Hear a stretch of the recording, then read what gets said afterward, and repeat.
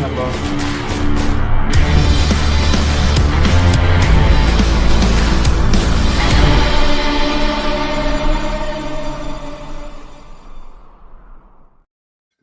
Marco. Hey, Marco.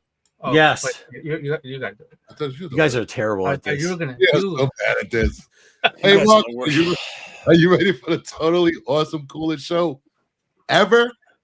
Got it.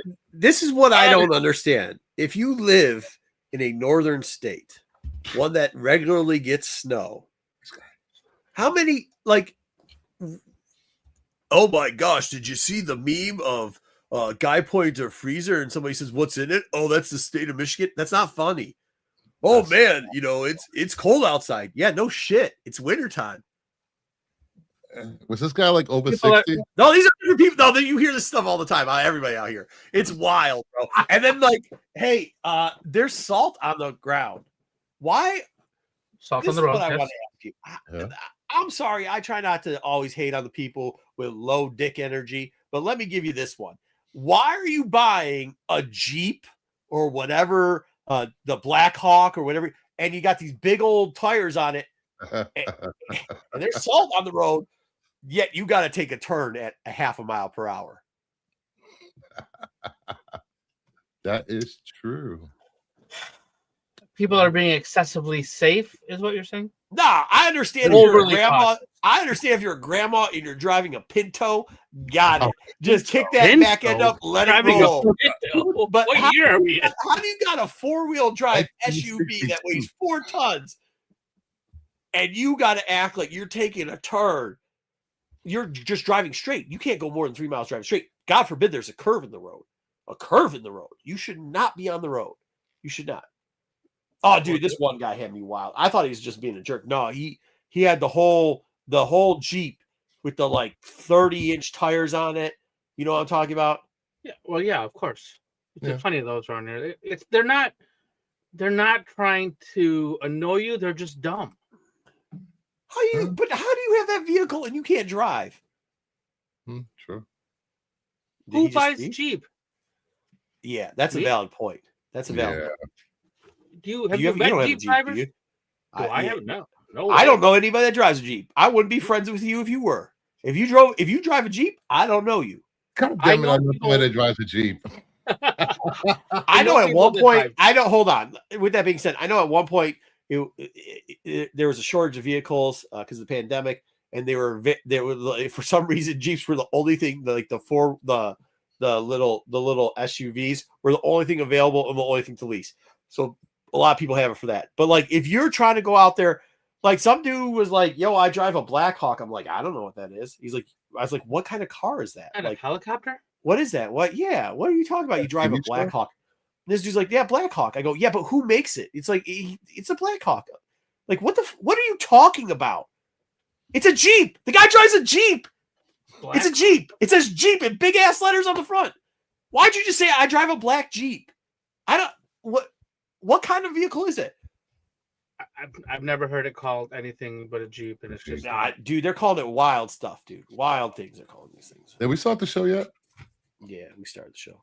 Well, all right, let's. Yeah, we're live. This week we're going to cover Jim Lee books because I don't know. Some people think he's a good artist. He won't ever come to Michigan again. Thanks a lot, Barger. Well, that's what happens when you don't pay somebody. But yeah, I mean, I don't know. I'm not always. I mean, listen, X-Men fan, but I think this is maybe where we see the rubber to the road here. Like, I've always been a fan of the writing, right? I've picked up comics not so much for the covers, right? I usually do pick it up for the end. I know some people just buy covers, yes. or combination, or that's how they sell. But usually, it's the story that really hooks me to buy comics. So, I think that's where we differ, and I think that's where we see an artist like Jim Lee, and I'm just like, yeah, I didn't think the art was cool because I'm a Chris guy because right. I didn't realize up until this morning how hard people go for Jim Lee. They're ready to pull out shotguns and freaking come to your house and knock on your door. Yeah. No, I mean, some people like that's what got them into comics. I guess like that's not. Maybe because they're the same height. I guess I don't know. Well, that's mainly Cyclops fans love Jim Lee. If you're a fan of Cyclops, you're a fan of Jim Lee. So, I don't. Anyways, like Cyclops. We'll cover the top 10. I like Cyclops. Are you much taller than Pete, Dub? Just as tall as you. No, you're not. No, you are not. You are not. That is a lie. I may be chunkier, but I'm just as tall as you. That is a lie, good sir. That is wow. Just because you wear the elevations on your shoes doesn't make you taller. Yeah. Who am I now, Tom Cruise? Oh my God. All right, let's say hi to the chat. Ooh, Jim Lee just got blue and gold. Oh, wonder if any of the issues within there will be on. Maybe, Meyer. Probably blue not. And gold. Not on my list. Is that like the 300s time? X-Men 3 Uncanny 300 time? Ish. What he's saying, blue and gold was the stuff that was in like 2018, 2019. Oh, way later. Okay. When, the later stuff when he came up with. I think that's what he's talking about. Gotcha. Wait, I think that's what he's talking about. I thought there was X-Men Blue and X-Men Gold. Speaking of Jim Lee lovers, here to defend themselves. God. Bruce was just knocking Jim Lee lovers. He said they're all short people. I was. Steve, how you doing, man? They have to have somebody to look up to. What's up, GD Comments? Hi, thumbs up. Tommy Longbox. Love me some TAC Wednesdays. Give him the show. There we go. Cheers. Good to see you. Last radius 80. Hey, everyone, let it snow. It's not like Russia or anything. Yeah, dude, I'm telling you. They got like 10 feet of snow in Russia. People were diving out their windows into the snow. Really? Yeah. It's pretty decent. It's been snowing the whole day here. What's up, everyone? Happy Wednesdays. Happy Wednesdays, Jeff. Good to see you. Glad you're not working right now. Yep. Little Arizona representation. We've got a couple things. We have to go to characters next, and then we'll come back. Meyer, we did get your list that you put on the wrong video, but you got it. Yeah, I had to go searching for the list. I didn't. Yeah, the Wednesday watch list had recommendations for artists we should do. What? Yeah, and somewhere in the comments, Meyer put it in the wrong place. It's all right. Yeah. The Spider fans are not. Spider fans throw into like 3 rackets. They like Bagley, they like McFarlane, and they like who? Yeah, it's Todd. Yeah, McFarlane and one other. They like who? Lawson. Nah, not really. They pretty much like Bagley and Todd. Yeah, I really liked his run. Howdy, kids. What's up, Barlord? Barlord. Yep, there you go. Mutant Genesis. Yeah, so that was okay. So that was early. Mid 90s. Yeah, mid 90s. Yeah. Okay, 90s stuff. Shout out Barlord. Yep. Late and Candy bragging. Okay. So you gave me an idea. We can talk a little bit later for another show thing too. I wrote it down. Yes, I did. Besides, what is that? What are you doing, Kingdom of Nerds? I'm rolling dice for my practice session of D&D this weekend. You're playing D&D? I'm gonna try. I'm learning. I gotta make a character. Pete loved D&D. I'm jealous. Pete, you want to join us? Pete's always talking about playing. Where are you playing? We're gonna play online. There's like a website where you create your characters, roll the dice on the website. All right. We are Blast Radius. We're ready for the show too. We gotta wait for this guy talking about Pete. Pete, look at this, Pete. Oh, damn. Official handbook. I'm going balls deep into D&D. Yeah, dude, there's a Tubi channel where there's just people just playing it all day. I put it on in the background. Wow, that's great. Yeah. All right, let's get into the top 5 today. Already? Yeah, already. Wow.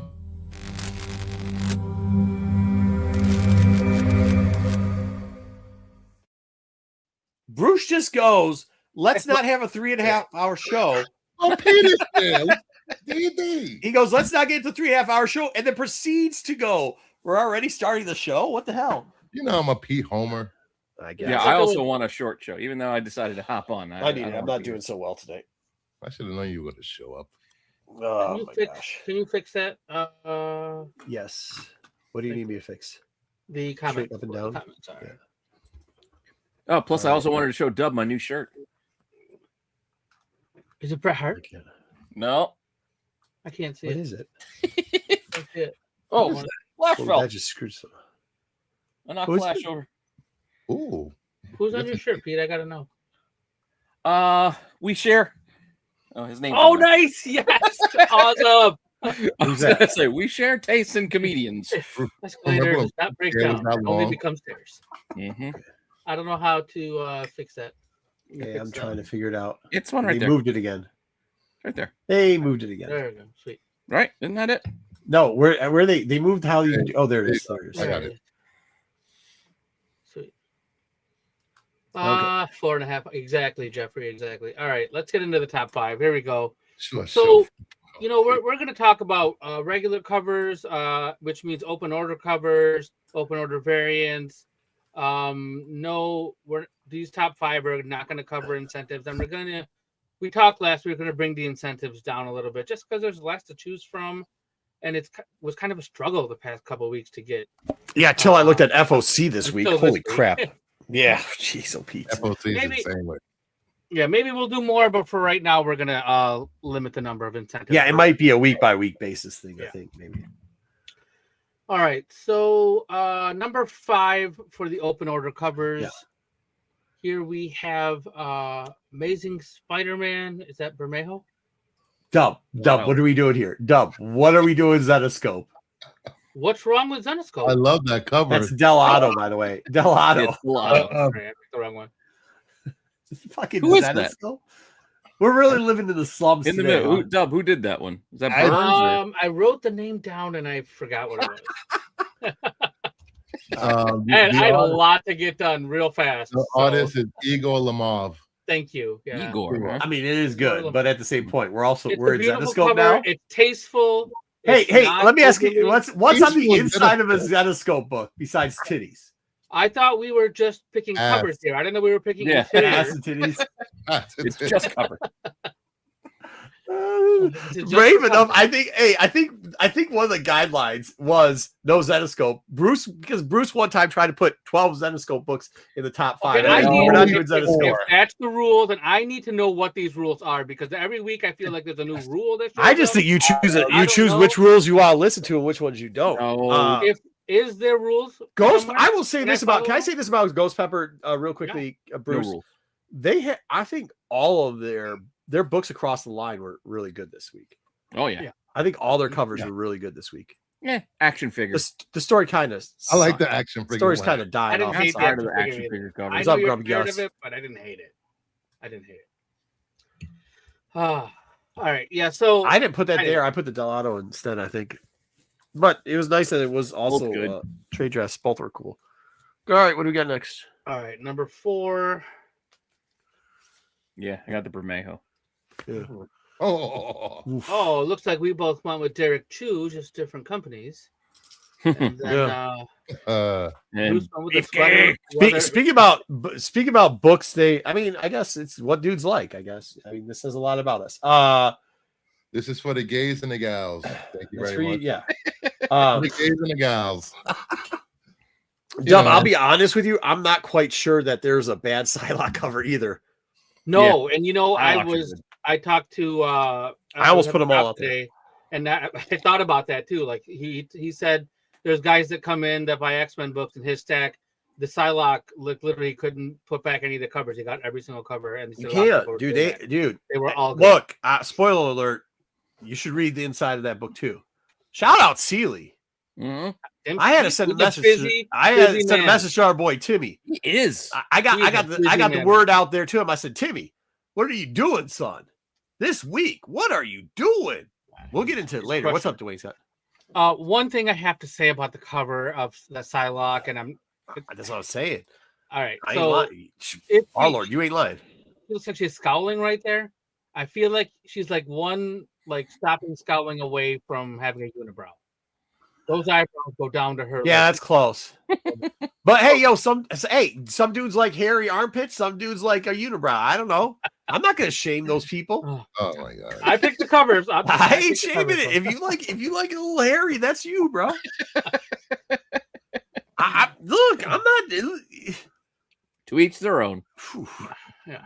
It's still I'll be honest with you. I didn't even notice the eyebrows, my friend. I didn't either. I did when you guys were talking about it in the chat, and then I was like, "Oh man!" I'm surprised Pete didn't say her fingers look like a penis. Oh no! I don't know what you're talking about. Bruce. All right, here we go. Bruce, too much with the guy with the thing and then the penis. Come on, get out of here. All right, so number 3, Marco went with the Hercules highlight cover. I got the Chew with the DC, and then the Tula Lotte. I got nothing. Dude, bad to say I'm about the Tula Lotte. mad pissed. I'm mad pissed at that. The Inhoc Lee sold out at the LCS before I got there. Yeah? Went to another LCS. They're like, dude, I thought we still had 2 left, but we didn't pull it till after we got off the phone with you. There ain't none left. That cover was flying. I don't know if people didn't order enough of that shit or whatever, but I'm mad pissed. By the way to give away the fucking story on the cover, mind you. Shout out. Yeah, We'll talk about later. One cover. Well, it was. Well, we'll talk about that later.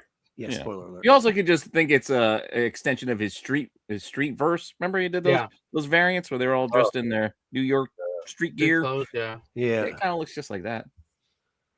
But now you spoil it for everybody. Yeah, I didn't know that. Wow. Dude, no. For the people that don't know, I read the inside of comics. If you ever tried to open a Zenoscope before, they don't that's open. The type of that's the type of shit that they sell. Most of them where dude wears trench coats. It's just one big piece of cardboard. It doesn't open. It's just like one big piece. It's got a picture on the outside of it. Yeah. Exactly. Yeah. On the back cover, it says, "Thanks, Joe. Thanks, Jedi." I can't believe you like that cover, dude. I don't know what's with it, but it looks weird. That cat girl is not it. I like that cover, Bruce. Oh, the art germ. Yeah. Yeah, the art germ. And shout out, Mad. Shout out Joey M. Like, if I would have done the version, if we had more variants, I probably would have.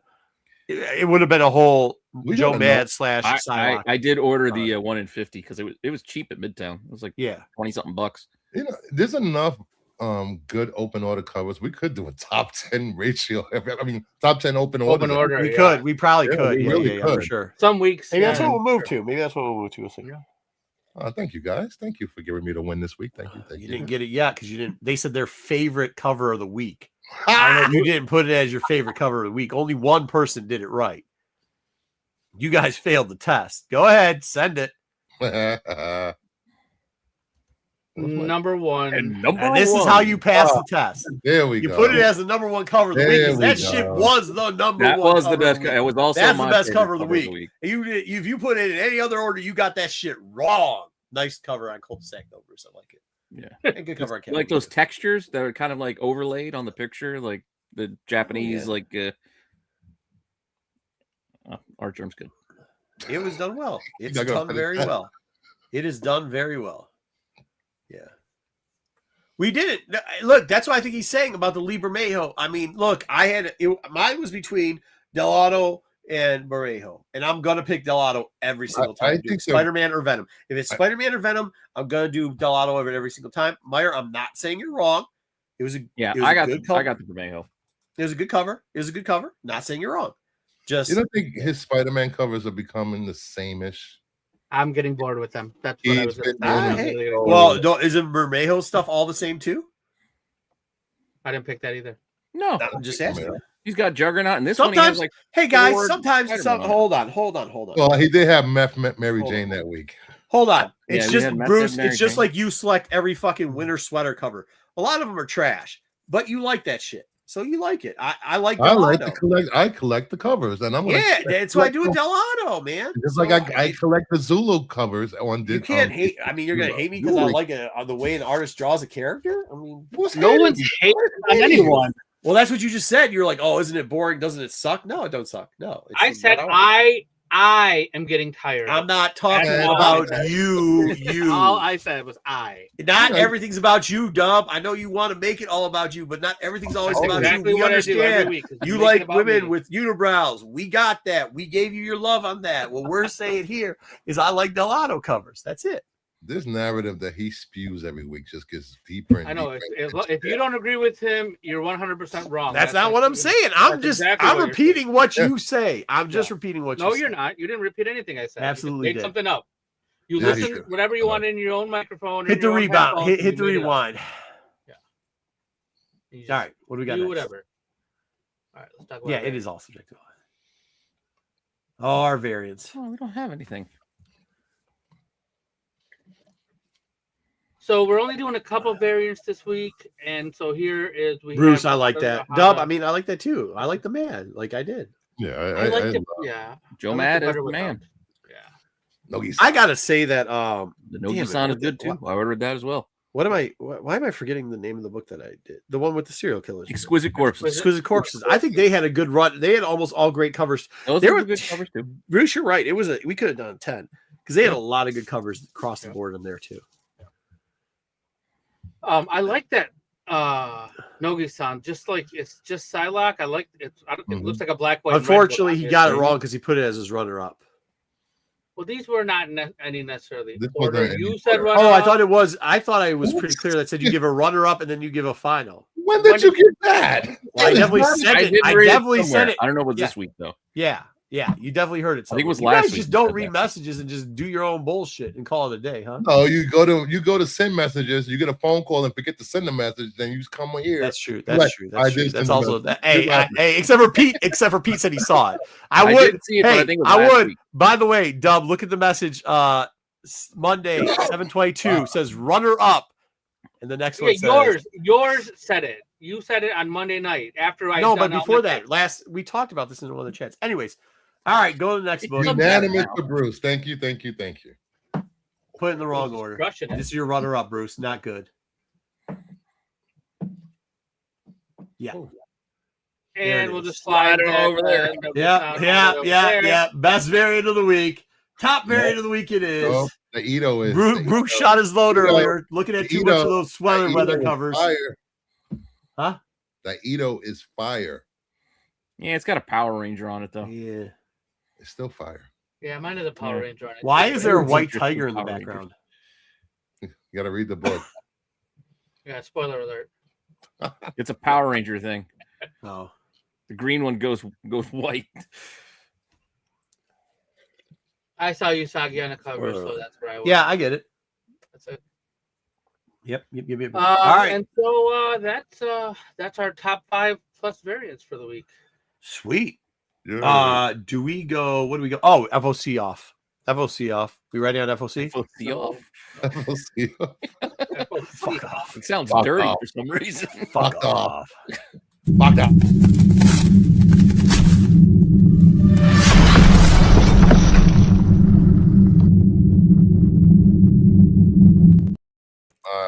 Bruce and Marco tied for that last one. Yeah, I'm going to change it. It's going to be fuck off from now on. I'm just going to change it.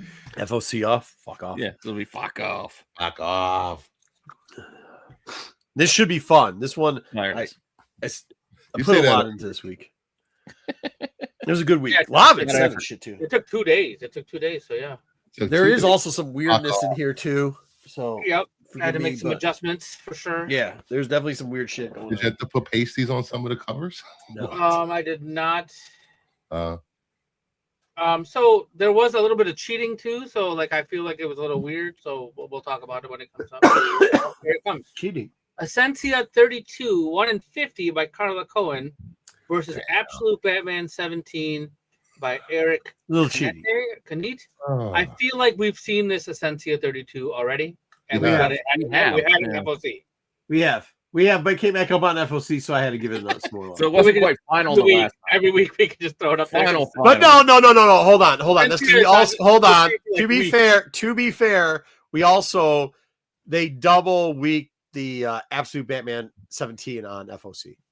We just used a different color last week. Yeah. So they double weeked it. So that's why we have this Both. here. Both Huh? are. Yeah. Both are, Yeah, so a little bit of whatever, but re-FOC. yeah. This is the last time we're gonna see that Essentia on the list, right?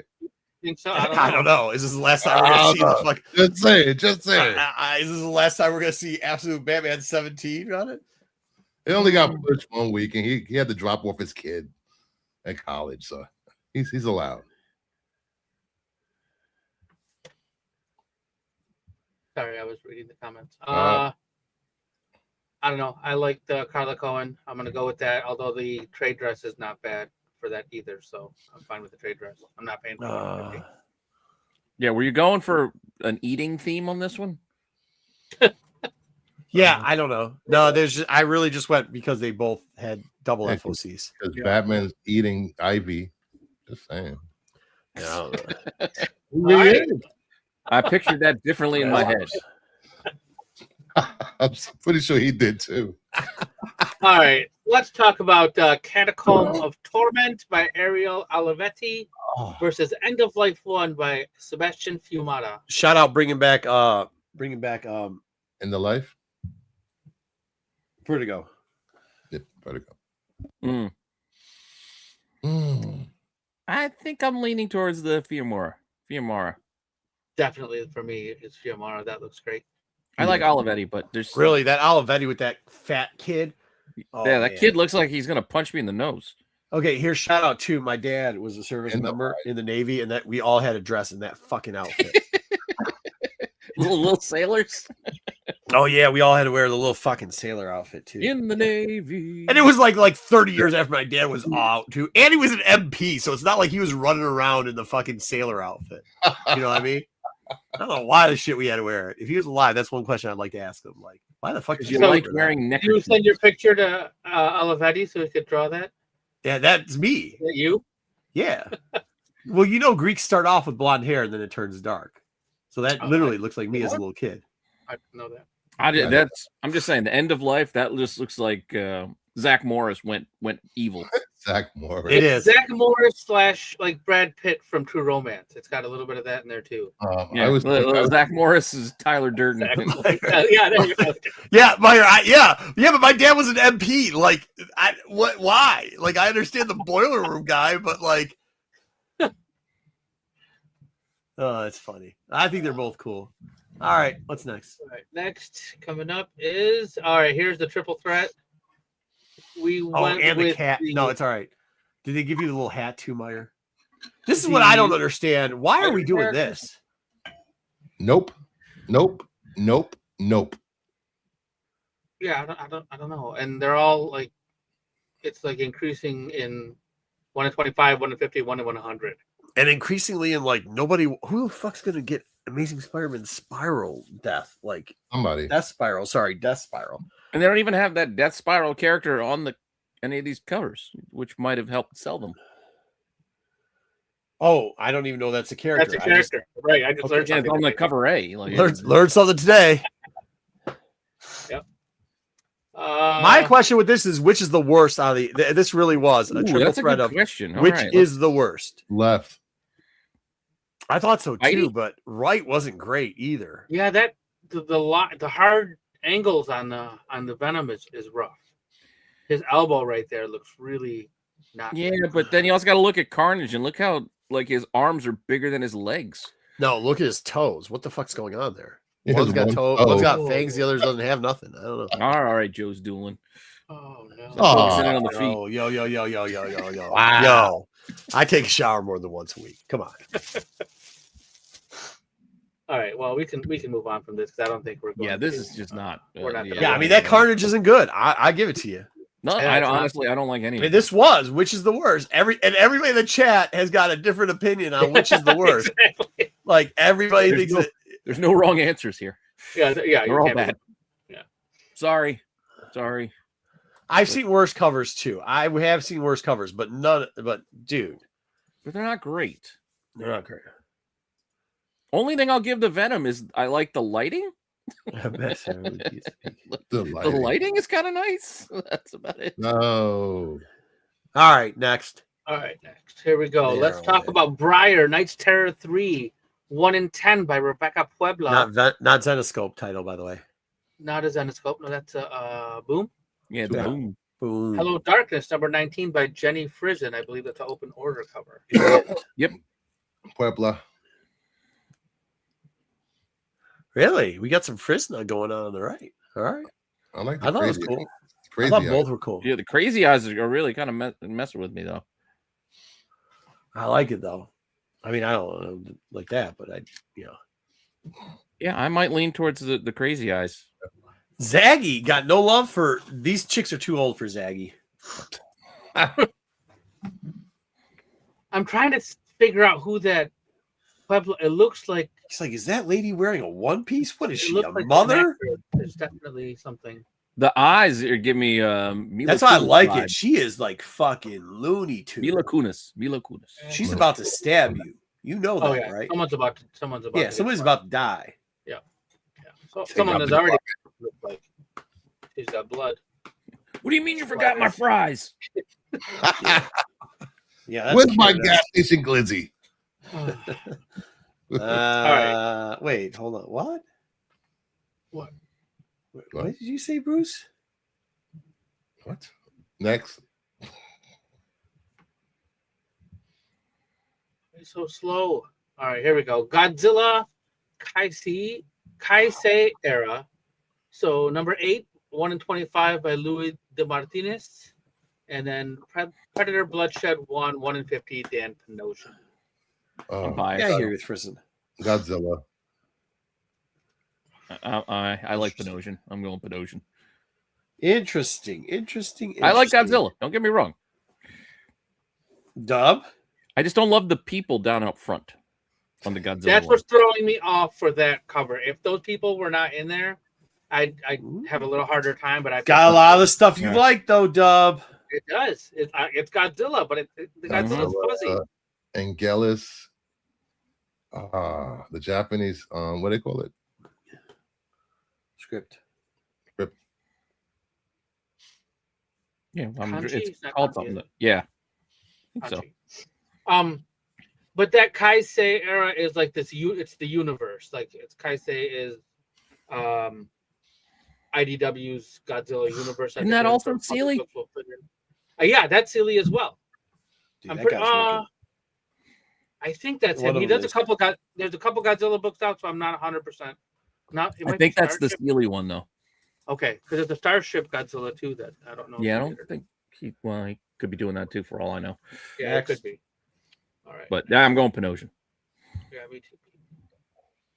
All right, here we go with Inglorious X-Force number 2, the 1 in 100 Fan Yang versus Psylocke Ninja 2, the 1 in 50 Joshua Swaby Sway. Dude, that Sway is disgusting, bro. What? What's disgusting about it?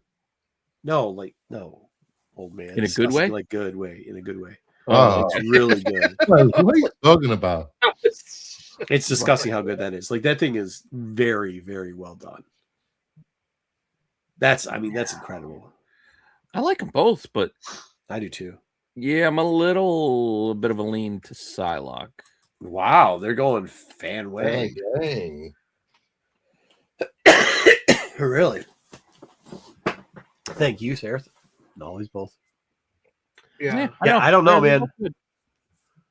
That I don't know. That Sway's. I do like the blood splatter on the Wonder 100 though. Yeah. All right. What do we got next? I think that is that it. All right. Yeah, that's it. That was quick. That's what she said. Not a good week for these. Yeah, we'll see. Oh, yeah. I have an update. What? Oh, okay. Ooh. On the comic link, yeah. Comic link. Let's go. I was just talking to somebody about a couple of these. I was talking to one of my buddies about the market, and I was using some of the comic link stuff. All right. First up, we have Amazing Fantasy 15. It sold for $33,250. 5 days ago, when we looked at this, it was at that same price. It did not go higher. Interesting. Oh, wow. And what's the height on this? 31 before this? 31,255. Yeah. This is the book I was talking about, as a matter of fact. I don't remember what I guessed. I wasn't on last week, but I remember when it was 2 weeks ago. Yep. Yeah, I think I guessed 35. I thought it would go up higher. Yeah, I thought it would tell too, 35. I'm surprised it didn't. All right. All right. So it's done now, right? Okay. It's done. All right, it's done. All right. Then we have ASM 129 went for $4,125. 5 days ago was $3,300. I think we were close on this. I think we said this is going to be 35.4. So yeah, I thought it would hit 5. That's not bad. Not bad. Yeah. It's coming down a little bit. That's okay. All right. Then we have Batman 227 ended at 33.27. Last bid 5 days ago was 31.27. Wow, they did not get any push off of this. Nothing. Once again, I thought this was. I think we were all around 35 on this anyway. So, hey Ed, what's going on? I mean, I think we're like 200. I'm like under $200. That's a push. Yeah. And then Brave and the Bold 28 went for $5,123. 5 days ago was at $2,800. Last sale high was $6,000. Wow, what I tell you? You said I said 35. I said no, it won't because I'll own that book at 35. It went past it. I thought it was gonna be like 4 or 5. Yeah, this is a good end. Yeah, this is a good end. 5. That's a good number. And finally, Fantastic 450 went for $34.99. Did not change. Oof. I didn't think that's all right. That's still a lot better, I think, than my original analysis. Yeah, it's a decent price for that book. I mean, yeah. I mean, it's not the first. Yeah. I mean, it's still above though. It's sold for 500 more than the last two sales. That's what I mean. So, I mean, I don't think we're gonna get huge numbers, but 3.5. I thought it might go for closer to 4, but close enough. All right, what else do we got? Anything? Is that it? And that's it for now. No, that's all right. Cool. We're gonna get a couple more books next week. I take it. In a couple weeks. When the new sale starts. All right, sounds good. Sounds good.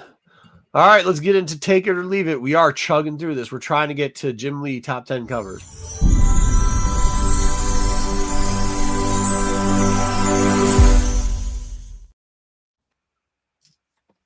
All right, so here we go. We're starting off this week with a brand new number 1. Actually, they're all brand new number 1s. Yep. And we're going to talk about DC KO's Green Lantern's Galactic Slam.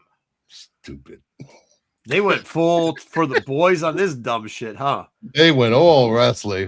They went hard R, dude. Hard R on this. This was right up people's alley for wrestling. Who? Wrestling For the boys. fans. Yeah, this is for the boys.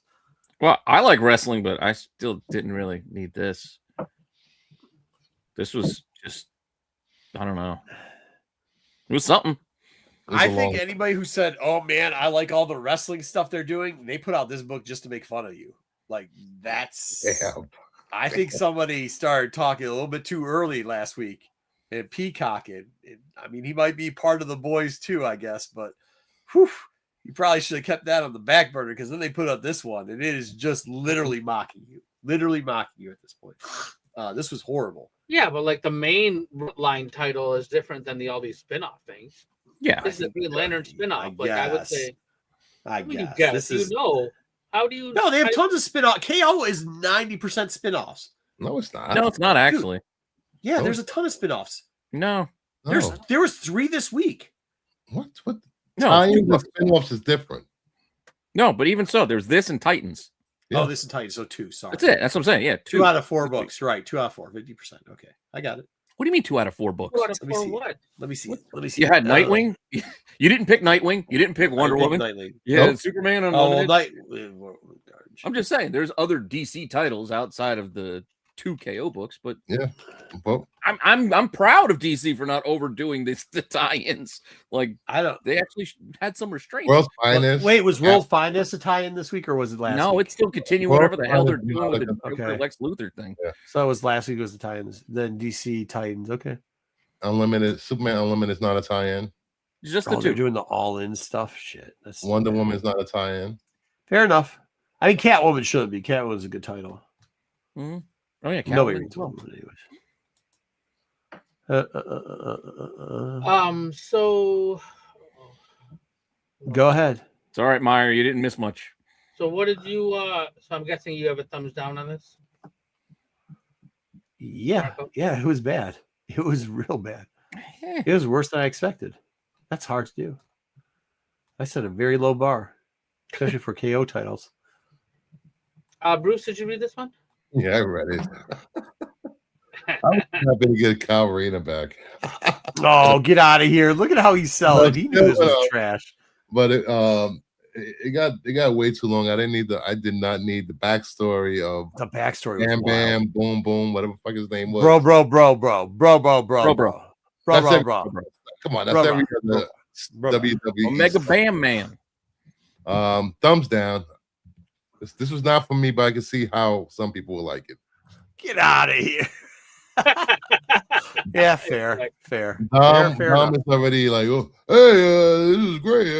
This reminds me of '94 when wrestling was at the height. This is terrible. I definitely did not get to this. You don't waste the time. Yeah, the video game cover though was cool. I ordered one of those. Yeah, fair enough. Oh, wasn't it like a full? Keith, did you read this? Yes, I did. What'd you think of it? Oof, I did not care for it. No, he's bad. I started speed reading, like flip through, and like I don't want to read this anymore. DC did not have a good week this week. What? I don't know about all that. I don't know about that. Catwoman's okay, but it's the only okay book they have. Like, Nightwing. Nightwing's all right. It's not at the height, but yeah, it's all right. All right, so let's move on to the next book. They need to spread out their absolute titles. Yeah, spreading out titles in general has been a problem for a couple of Yeah, because you get that 1 week where you get like 2 or 3 great absolute titles, and then we talked about last week when 3 Mega Man books came out. Like, why can we? Yeah, what are we doing? Yeah, that makes no sense. Dude, this is the book of the week. What they did with this, like, dude, I swear to God, Marvel has sucked. I've told you week in, week out how poor Marvel has been doing. How absolutely poor they have for months on end. How they've just murdered Age of Revelation garbage they put out. Oh my God, just disgusting trash they've been putting out. And then Seeley put out this thing. This was actually really good. In the end, too, like they did a good job on this. In the art match too, like the whole thing made sense. The writing, maybe it is a comic book, use a little bit more art to describe some of the scenes, but they had to get a lot in there. Also, it was going back, like, you know what I mean? Now all I can see is that she's trying to give you a rectal exam though now with the fingers. Now that Bruce mentioned it, I don't know why, but yeah, I mean they had to go back on a lot of stuff. It was a good book. It was really good. Thumbs up. I mean, obviously the book of the week for sure. Yeah. Like, I don't know exactly what it is, but that's like a very common sword. Pose thing. Yeah. It's Obi-Wan. Obi-Wan, Kill Bill. Yeah, but they made him extra long fingers. I don't know why. They're fingernails. But even what they did with it, I thought it was great. The character that they're bringing in, I think, had like it. This book actually has potential. So Radius, I don't know, Radius, what you're talking about. Like, as Pete mentioned and other people, I think this might be Bruce's fake account. Dude, there's people buying stacks of this, and not even for reading it. I mean, some of the people are just buying it for the covers. To be honest with you, there was definitely people buying it for the covers. So I don't know what this is. Probably the guy too that said they sold out of some DC stuff last week, and they didn't sell out of anything. So, I maybe Blast Radius's store ordered. Yeah, maybe he's in Iowa. He's not though. He's in Michigan. Maybe they ordered a ton of copies. Radius is in Michigan, isn't he? Did he say he's in Michigan with the snow? I don't know about that. I don't know. Oh, I don't know. Whatever store you're going to, though. We got snow this weekend here in Jersey. That's not a lot. Oh, he's in Jersey. Jersey. Let's he's go. in Jersey where Pete said he saw him buying tons of these copies. Oh, no doubt. Hey, yeah, I don't, dude. There's so many of these books out there. No, that's not what I'm saying. Oh yeah, I'm not saying any of this is going to go up. Whoa. No, we're not saying this is going up. Read the book though. It was a good book. Yeah, no, it was a good. I will read. agree with Marco though. This was a solid read. I don't know if it was the best overall yet this week. I didn't read everything, but it was my favorite book of the books we read. I read a lot of books. It was. I was surprised at how good this book was, and I expected this book to be dog shit, mind you. Why are you so confused, Bruce? What was your problem with this book? Because you obviously have a problem. He hates it that it was good. You're making the face. It was he truly hates it because it was good. A good book. Who Why? cares about the origin, the splitting, the freaking Siege Perilous? One of the worst times in the X-Men's history. I hated that Siege Perilous. I hated that books that went after that. and they just retold the goddamn story again. Like they just put new polish on it. Nobody cares about this turd. Polish it, it's still a turd. Thumbs down. First off, you're wrong. Well, yeah, what are you talking about? I'm not quite sure you read the book. Not talking. They didn't retell the whole Siege Perilous. No, they didn't. I will agree. Was a I weird said the history of the two. Well, that's where we're going back. That's when this story takes place. Then it's explaining her switching of bodies, which a lot of people where she enjoyed. And actually going to actually going. I don't get it. This is what? Come on. This was a great Zenoscope. Yeah. I agree, Sarah. Get out of here. Get out of here. No, it proves that Bruce can't read and that he'll sell. He'll sell for anything that's not DC. This is it. If this was a dude, if this was a dude in snowboard pants showing off his pelvic, Bruce would have been all in on this book. Just throw a little DC on it, and he's good to go. Nightwing shirtless is a known commodity. Thank you very much. I bet it is to people. Yes, certain groups of people. I bet it is. A lot of people. Sweet. That's it. This was still a solid book.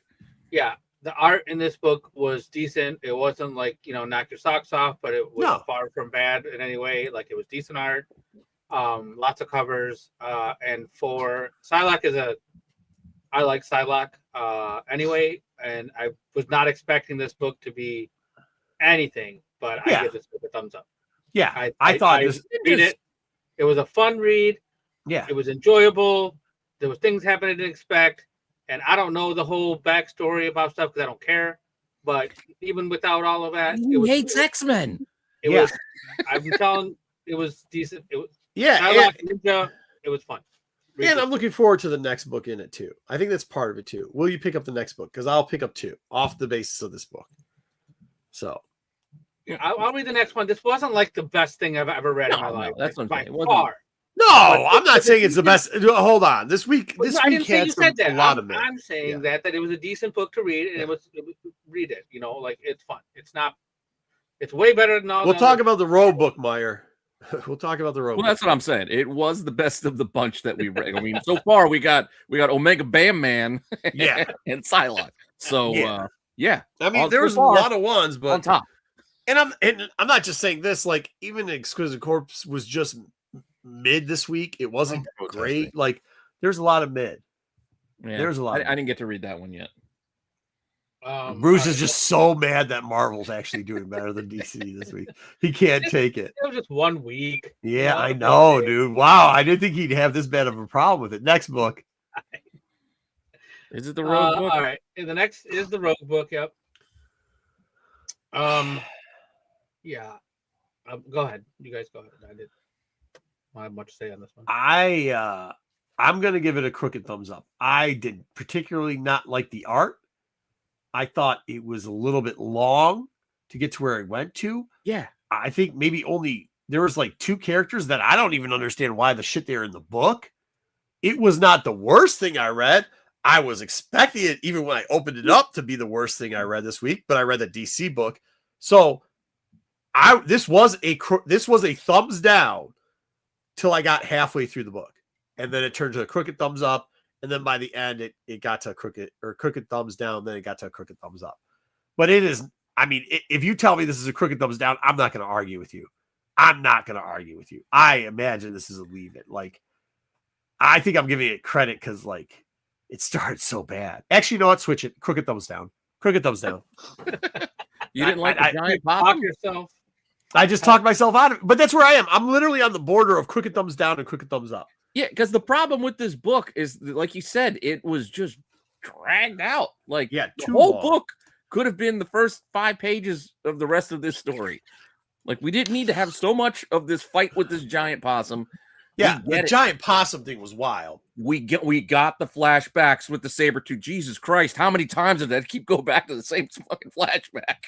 Which, by the way, I do like that portion of it. That's the portion I like. But you're right. We had it before the break, and then we had it, and then they had it, and then the kicker is they have to stop it in the middle to go, do you know what her first appearance was? Yeah, motherfucker. We all know the worst first appearance cover ever. We got it.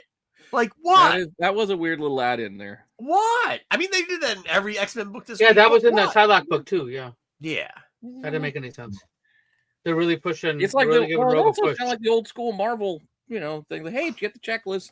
Yeah, I don't mind all that. Like, it had thumbs up. It had some good stuff in there, but I'm like in between. Don't even give me a grade. You two grade it out, and then I'll figure it out after that. Yeah. So far, you've given a quarter. I was agreeing with you that quarter down just because it was dragged out. It's not awful.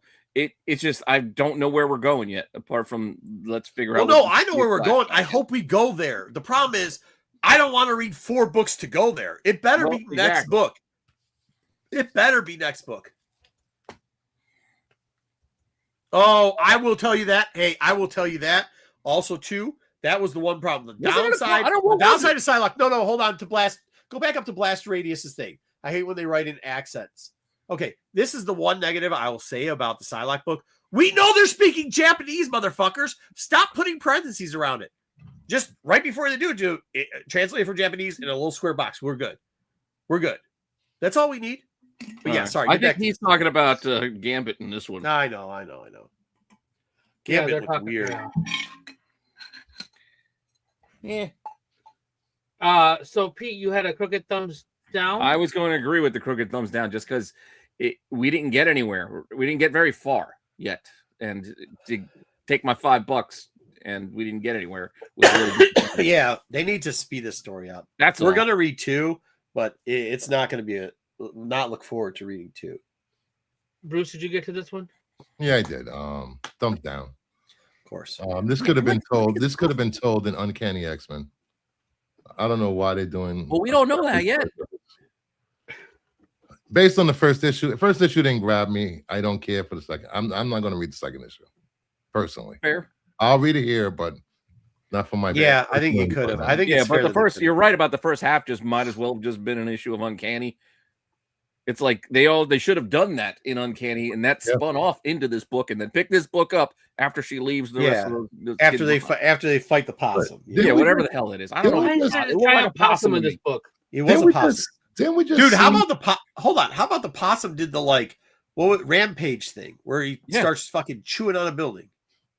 Yeah. Go ahead, Bruce. Ask a question. No, I'm just saying. Didn't we see this whole thing where Magic just like, I'm leaving. Let me go off on my own. Here's my solo book. Pretty much the same concept. With Colossus. Well, this is what the X books do. Psylocke did it too in her for this ninja series when she had her other one. She's like, "Yep, I'm gonna go bang what's his name, the Scalp Hunter, and he's gonna do my own thing." And she's got a whole little side quest. Well, I mean, that's why I expected that one to be, and that wasn't. People wonder why X-Men is in the toilet. It's not in the toilet after Psylocke. Is it? Not after something else too. This book, on the other hand, possums do eat ticks. Yes. All right. This was definitely a leave it. I did not get to this book, so sorry. You didn't miss much. I like the magic. Yeah. All right, let's moving on to the next book, which these titles are glorious, fucking horrible. X-Force. I'm giving this a thumbs up. I actually enjoyed this book. I love seeing Boom Boom in X-Men books, and this team. I just want to see where this is going. I didn't get to finish this one, so I'm going to leave it at that. This is what I'm going to tell you. This title to get on the show. This title sucks. I don't ever want to if you tell me, do you want to see Boom Boom? Yes, I've been a fan of Boom Boom. Halverine, Boom Boom on an X-Force squad that somehow is protecting Miss Marvel. I'm going to tell you, no, thank you. Except for then I read this book and I was like, holy shit, that wasn't bad. Look what he did there. He fooled you. Like it wasn't. No, I really was like, for a split second, he thought you. I was getting ready. I'm like, hey, I already went into this book. I went into this book just like I did Psylocke. Oh, you ruined my girl. This sucks. No, I was like, oh, cool. They did the cable thing to pull it back. What they did with Wellington was good, or what they did with what's his name? Archangel Wellington. What they did with Wellington the third. I liked it too. The Boom Boom thing is what it is. The character that almost shoots the squirrel, I was like, hell yeah, way to do it in squirrel. And I guess I guess the thing that I had, dude, that witch's girl thing is tough, Kev. at the end. You haven't got there yet. I didn't get to the end yet. That's why I was like, "Shoots a squirrel." What are you talking about? And like, I guess when I was thinking about it, I was like, I've been against Wolverine, but then when they did it here, I was like, what else are you gonna do with Wolverine's kid? Because you let him die forever. You know what I mean? So like, he's got like 17 kids too. So like, it's not like maybe it's not so. Well, his other 4 kids have a book coming out later. So we need to pause the show for a moment to I heard it. Detroit sports update. Red Wings 2, and then the Pistons are 112, Pelicans 104. Both are leading in the East. Thank you, Uncle Roman. Appreciate the update. Hey, if you guys after the show look up Proby, what's the little bald short guy's name in they used to play for the Maple Leafs. Bald short guy. Domi? Yeah, Domi. Yeah, Domi fights. Yeah, Domi thought he took him, and Yzerman gives Proby the belt after he knocks him out. I was at that one, and then I was at the game where Proby came back and played for the White Sox, and Primo knocked him the hell out. But there you go. Thumbs up, by the way. Thumbs up for this book. Thumbs up. Very well written. Oh, she didn't shoot the squirrel.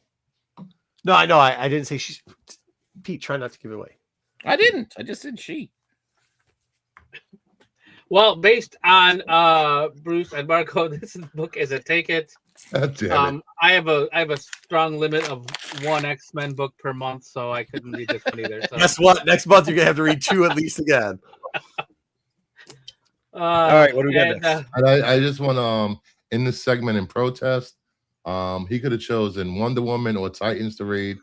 Titans is a really good read this week. For the 800th time, we try to use number 1s, 2s, and go as far as 3, unless there's no other option. There was 4 Bruce, number. I will help you alleviate the protest moving forward. If you would like to suggest a book to read, put it in the chat. I'll put it in. Thank you very much. No. We're not doing a 5th run of Catwoman and go like, yeah, me and Pete did this a long time ago. We'd be like, cool, let's go check out Catwoman again. Yep, it's still a good read. Okay, that's great. Like, there's nothing new happening in a book. We're not going to review it just to review it. It's take it or leave it to see if you should pick up the thing to start it off. Because we do one. See, Meyer even knows. Meyer knows. Meyer knows. Whoa. We read a trash DC book. But he said he's got a point. He's got a point. There's a new number 1. We do it with independents too. Like, slowly roll. We haven't done an independent in how long? That's not true. We did Casey Jones, which is on 2 or 3. We do G.I. Joe. Actually, we do. Hold on, we do G.I. Joe because it had a special event. It was a special event. G.I. Joe doesn't count. What about Bloodland? That came out, yeah. I didn't get it, dude. I'll tell you this for Young Blood and no. Yeah. Do you tell me which independent you want me to feel free? Yeah, we're not reading Youngblood. Yeah. We did do that though. Remember? We did. We did. Oh, that's another thing too. Yeah. Hey, you guys can cry all you want. What issue of Absolute Batman are we fucking on? 17? We read that every month. So let's slow our roll real quickly. There was a book by Dark Horse this week, Touched by a Demon. A nice horror title we could have read. It looks stupid, but we could have read it. And I read that book. It looks stupid. It was weird. It gave me. I read the first 4 pages. I don't think we're in the age group that can read that book. I think that book's for not for us. We could be reading Supernatural. Dude, no, we've read so many Captain America firsts. Well, this was the road to Armageddon, though. Huh? It's the road to Armageddon begins there. Yeah, Shield apparently is back. I thought we just read didn't we just read a Captain America first book? Yeah, when it came back, it was kind of. Yeah, it was like a month ago. Yeah, it was like a new. No, we're issue 6 now, so 6 months ago. So it did get through 6. Okay. Yeah. But I'm saying in this 6th issue, I think Shield returns. That's part of it, and they introduced some new. Oh yeah, no, it was Captain America versus Alien. It was Captain versus Alien. It was 2 weeks. We did do that. Yeah, I like 2 weeks ago. Just then we got Daredevil's next week, and what? I mean, I do the Punisher. The Punisher is good this week. Captain America, right? Dude, the Punisher book was actually good. There's 2 stories in it. We had a bunch of Marvel, so I didn't want to do another Marvel book. You guys do Thor yet? No. Mortal Thor is good. We did Thor a while back, and I think it was not good. Current run of It was Thor, good. Meyer, I'll liking give you this. It was good. Yeah, it was good. It was good. I like Mortal Thor. It's interesting. So we haven't done this in a minute, but there's a new show out this week that Marco is extremely excited about. He has skipped a whole bunch of other shows that have been out, but this one he wanted to talk about. Well, you guys can always post it if you want us to watch something. We'll watch it. What? Oh, we can? We can? Since I thought when? you just said we couldn't do that. Yeah, you just said that. No, he said read. Same difference. Oh, fair. So we can't read whatever we want, but we can watch. We already have Batman, Absolute Batman going on 17. What are we gonna do? Oh, guess what's good this week? Catwoman. Yeah, it's good. We can check out new arcs and stories.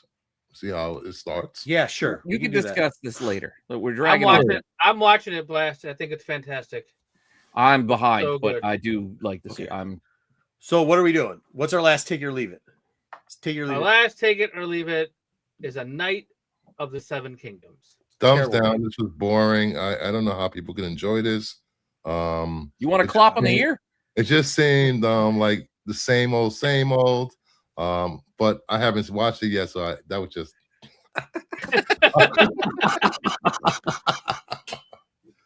I'm gonna watch it this week. I will say, dude, I also Zach, have that not seen was it. Terrible. I also have not seen it, so it's going to be whatever you guys. I'll be honest, I was slightly disappointed in it. Really? Yeah, not completely. There's some decent stuff there, but yeah, the poop scene, like, what was that? That was unnecessary. Unnecessary. What they did with Baratheon, outside of that, what they did with Baratheon was a little unnecessary, and also I wish they would have had a little bit more. What? I wish they would have had a little bit more with Egg's brother in the bar. I think that's a little, instead of pooping and doing, hypno dances in the freaking with Baratheon, I think we could have had a little bit more expose on the crazy brother, crazy Targaryen. Expose. I think we could have. I mean, in the book they did, but I'm not saying you have to be like the book. But besides that, I mean, it was okay. I think maybe this suffers from. I don't think every show should be released at streaming at all at one point, but I think this series might suffer from needing that. Dude, there's only going to be 6, I think. Yeah, so what? Release 3 and then release 3. Yeah, this isn't that great as a standalone. I know people are glazing this more than they glaze glizzies at a Speedway gas station, but like, dude, I don't know. I will say I don't think it was the greatest start. I don't know. I liked it. It's fine. I'll give you the pooping scene. That was unnecessary, but yeah. Outside of that, I don't really have a problem with what they gave. Yeah, Meyer, I'd wait. What I'm just saying is, like, I'm not saying it's terrible. I'm saying still take it, but like, I think maybe if they gave us 2. So Meyer, if you haven't watched it yet, watched the right show. He missed the pooping. It was only like 3 seconds. But... Oh, okay. Yeah, it was unnecessary. Yeah, Thrones fatigue. Yeah, it could be that. Yeah. No, but it doesn't even really feel like. No, it doesn't really feel like that. But the book doesn't feel like Game of Thrones either. It's kind of its own little. It's tied together, but it's its own little thing. Everybody poops. Yeah, I mean, I'm still saying it. I'm just saying, like, maybe these are like, it's still a thumbs up, but like, maybe this is the one you should have put 3 episodes out or 2 episodes out. I think it would have given us a little bit more, or maybe we just don't need crazy dude dancing around on tables and pooping. I mean, those things could have been edited out. I don't know. What? That's awesome, Pete. There. You don't see it? I see it now. Yeah, everyone poops. I guess they do. So we don't need to show it. Yeah, so we don't need to show it. Yeah, I think that's what I'm saying. Blast Radius. I think I didn't watch the previews because I don't want to spoil it, but I think if we put 2 episodes together, it might have been. I also don't want to spoil like the story of what they're going to be doing here either. Right. I will tell you that the brother, though, in the I don't even think people realize that they might come back to it. So what they did with this episode that they don't do in regular Game of Thrones, they showed flashbacks. Right, but he would have. Okay, yeah, fair enough. So we might come back to it like later. What's the thumbs up for you, Pete? I liked it. I liked it. But I understand I'm biased. Yeah. But I did like it. Again, I mean, the chat was split. I feel like there was may have been one or two more negatives than positives in the chat. But you guys both gave it a solid. It's pretty close. So. It's pretty close. Yeah. Picking with, I guess, what I'm saying, but like, I don't know. That crown for Baratheon was wild, though. That shit was wild. Chandelier with it. Yeah, a fucking chandelier for sure. All right, what's next? All right, and that rocking it for a while. He's like, all right, I gotta go to bed. Give me my crown back. This week, so. Always review Heated Rivalry. Did any of you guys see the Harry Potter SNL thing they did? Yes, that was awesome. I heard about it, but I did not see it. That was awesome. What was Heated Rivalry? What was it? Heated Wizardry or something like that? Yeah, something like that. Oh my, that was so bad. So bad. It was so good. So bad. God, all right, let's get into the let's get into Jim the Lee Jim time, Lee stuff. right?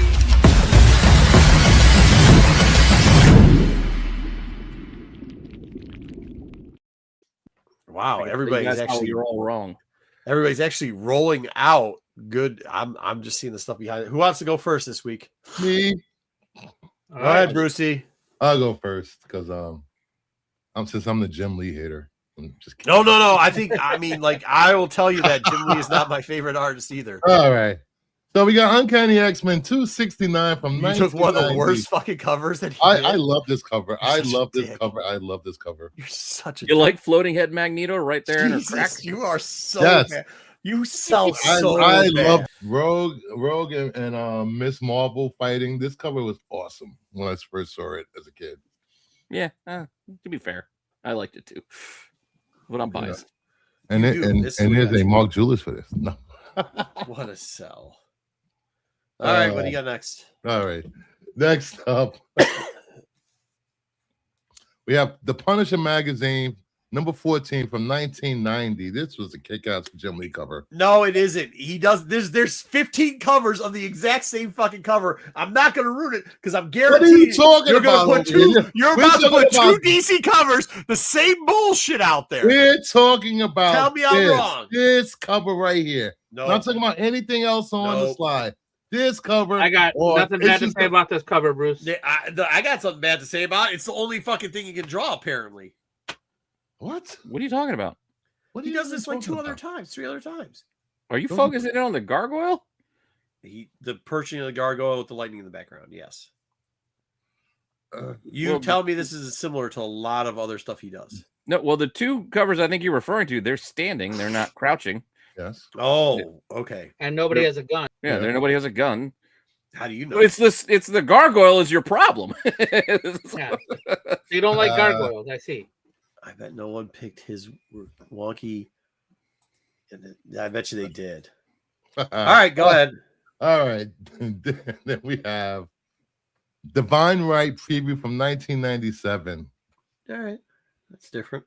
Mrs. Robinson, are you trying to seduce me?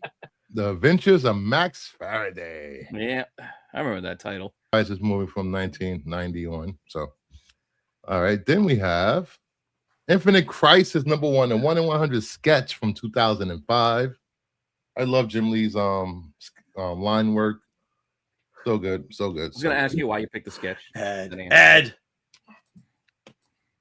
What? I like the sketch.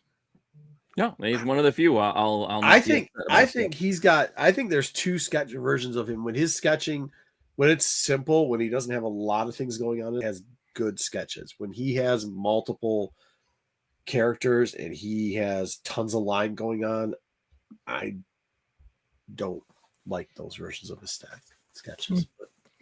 Fair. Each their own. Yeah. All right. Then we have Ninja Scroll number 1, the 1 in 10, 2006. I am a Ninja so Scroll. Many more better books. Yeah, I like 2 and 3 better than this one, though. Yeah, I like this one. I'm a big fan of Ninja Scroll, and this was probably the last book I bought in 2006 before things just went bonkers for me for a couple years. You got like the worst taste. I like my taste. and I'm sticking with it. No, I'm with Pete. 2 and 3 were way better than this. I like this one, the 1 in 10. It's harder to find. 2 and 3 are 1 in 10s as well. Well, it's not about what book's harder to find. It's about if it looks good or not. All right. The other 2 are 1 in 10s as well, and they're actually harder to find than this one. You think so? Harder to find. Harder to find. Harder. 2 and 3 are harder. I have all 3. They're not that hard to find. All right, then we have pay for them. Red Sonja Claw #1, the 1 in 10, 2006. This was fun. This is a nice collaboration. It's on Padillo. Like, who did the colors? No, I thought it was him and Delato. Delato, yeah, you're right, Delato. So he did the sketch and then his pencils or whatever. All right, then we have Liberty Comics #2 from 2009. You just wanted to go oddball there. That's why. Yeah, that's wild. That's why you should have done the underrated ones. Then this would have been more of would have fit. Well, we could have. I like this. I like No, Bruce, you know what? I did spoiler. I put one in too of mine. I put one that's like out there. He does do some out there stuff that's kind of cool. Mm-hmm. But it's tough to pick the out there stuff. I got to pick the staple. Yeah, but sometimes you don't see some weird stuff and be like, dude, I know that's weird, but I like it. Oh yeah.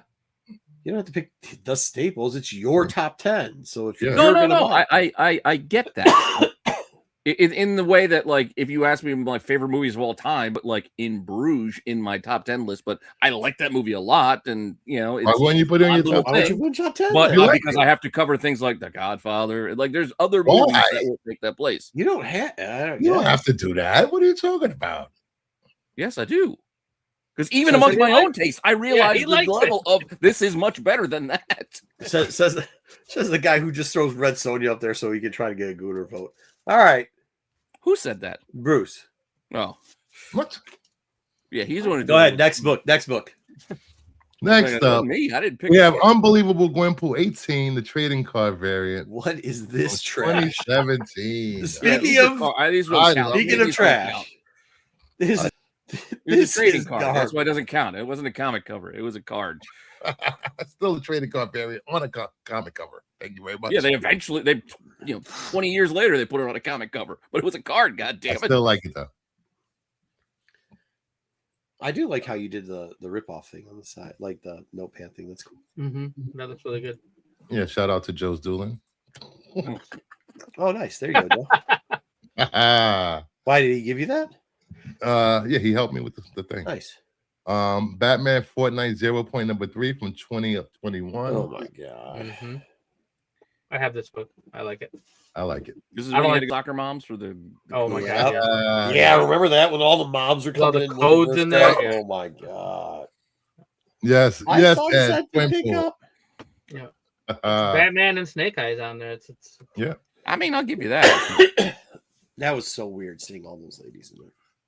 And finally, Batman and Robin #8, the Artist Spotlight 2024.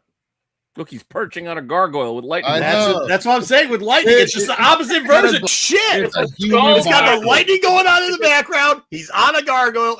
Oh, wow. There you go. That lightning is from Frank Miller's Dark Knight Returns. Jeez, oh, Pete. Leftover lightning. Same damn cover. Big surprise. It's facing the other direction. Thank you very much. Meyer, I could have. And by the way, I don't get to see his slides. Never right. I don't get to see the slides ahead of time. Everybody has their own slides, so I don't get to see them till. Oh, except for I can just see Dubs. I like that cover though. All right. I'm gonna throw mine. Can I throw mine, or you want to go, Dub? Sure, you can. All right. Here we go. Speaking of sketches, and the only reason I show you the sketch on this one is because I took the colored version of it. But my point that I made to Kingdom of Nerd at number 10, World of Warcraft, there was a second print where he did have a sketch, and I think his sketches, when he does it and it's not too much detail in it, like it's one character or whatever, I think he does a very good job. I'm trying to give him some shade or some ups, and I didn't know that Kingdom of Nerds is going to put out a sketch there, so I want to give you a little something to taste on. There you go. I don't love this cover, but I realize it's an iconic cover, and this one and the Japanese one are the two that Can you just yell at Pete for saying that? Yeah. No. I didn't literally just yelled at Pete. That's why I said 9. That's why it's 9. That's why it's 9. Oh my I think this is his best Wolverine color. You don't have to put it in there if you don't like it. Hold on. That's not what I said. I said I buy it all the time. I think this is his best Wolverine cover. So I had to put it out there because you have to acknowledge that he does a lot. He did a lot for the X-Men. There you go. That was also the on the Nintendo game. That was also the on the label for the Nintendo game. They use that. And then here's my oddball. I didn't know that. Oh wait, I went from 9 to 7. 8 someplace else. Here's my oddball. The boys, the negative variant, which is 125. I didn't show you the small version. Joe will help you with yours too. Yeah, there was a colored version on the other side. I'm going to get Joe to help me on mine. Yeah, there was a colored version and on the other side. virgin version. Yeah, and a virgin version. But I thought the negative space thing when this came out was pretty freaking cool. Not negative space. I'm sorry, negative as in photo. Yeah, it's photo negative style. Number 8, which probably should be my 7, is I actually like. I'm not a huge fan of Lee's earlier work. His later work, I really like. I think it just seems a little bit more my style. The Batman Catwoman for the Black Label, I thought was pretty good. I know if you like his earlier stuff, you like his earlier stuff, but it is what it is. 6. Now 6, listen, I like the gatefold one, not the red one, but the gatefold. I thought this is really cool. If you actually open this, I was gonna say you got to show the whole thing. Yeah, right? Yep, I got it. The whole gatefold here of all the allies and stuff. I thought this was really cool. It sucks. Hold on. I think the art's really cool. I think the gatefold sucks. Can we agree with that? Like having a gatefold. I kind of wish they'd bring the gatefold back. Why? I'd rather have the gatefold than me having to buy the comic 3 goddamn times. To fair. Same thing. Fair. The gatefold just never sits right. Never sits right. Well, yeah, it's got to fold in. It's shorter. I know it looks weird because it's shorter on the front cover because it's got to fold in. And I miss him. That's all. And he did a ton. This is an awesome cover. Once again, this is a later cover too, though. It's a little bit of earlier cover. Gear Award. Early? Huh? This is 2000s. This isn't early. Yeah, I mean, still earlier. I mean, what I'm saying is, like, if you look at most of the other stuff, all the other stuff that I was doing there was like 2010s, right? That's where I really like his stuff. This is earlier because it's early 2000s, right after the 90s. Different titles. The Warcraft thing was a little bit before this, probably about 6 years before this that he did. Yeah, you had the Gears of War and with the Call of Duty one as well. Yep, Call of Duty also. Next up, the Joker. This actually, I love this book, and it's not just because of the art, but when I this is 2018, and I remember 2018, I picked this book up for Under Ratio for the sketch. I thought the sketch was great. I thought it was going to be worth something, and I really bought it to sell it. And I went to Baltimore, and we were almost at the 50 limit because back then they had a strict 50 limit on what you could grade, and it was between this and another book. And I was like, man, Jim Lee fans are crazy.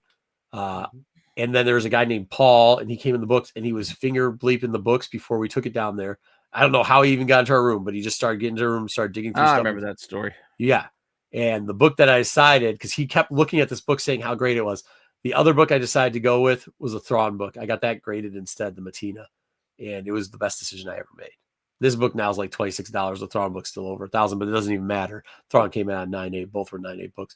Good cover. So that's why I love that book, because I it was worth a loss on it.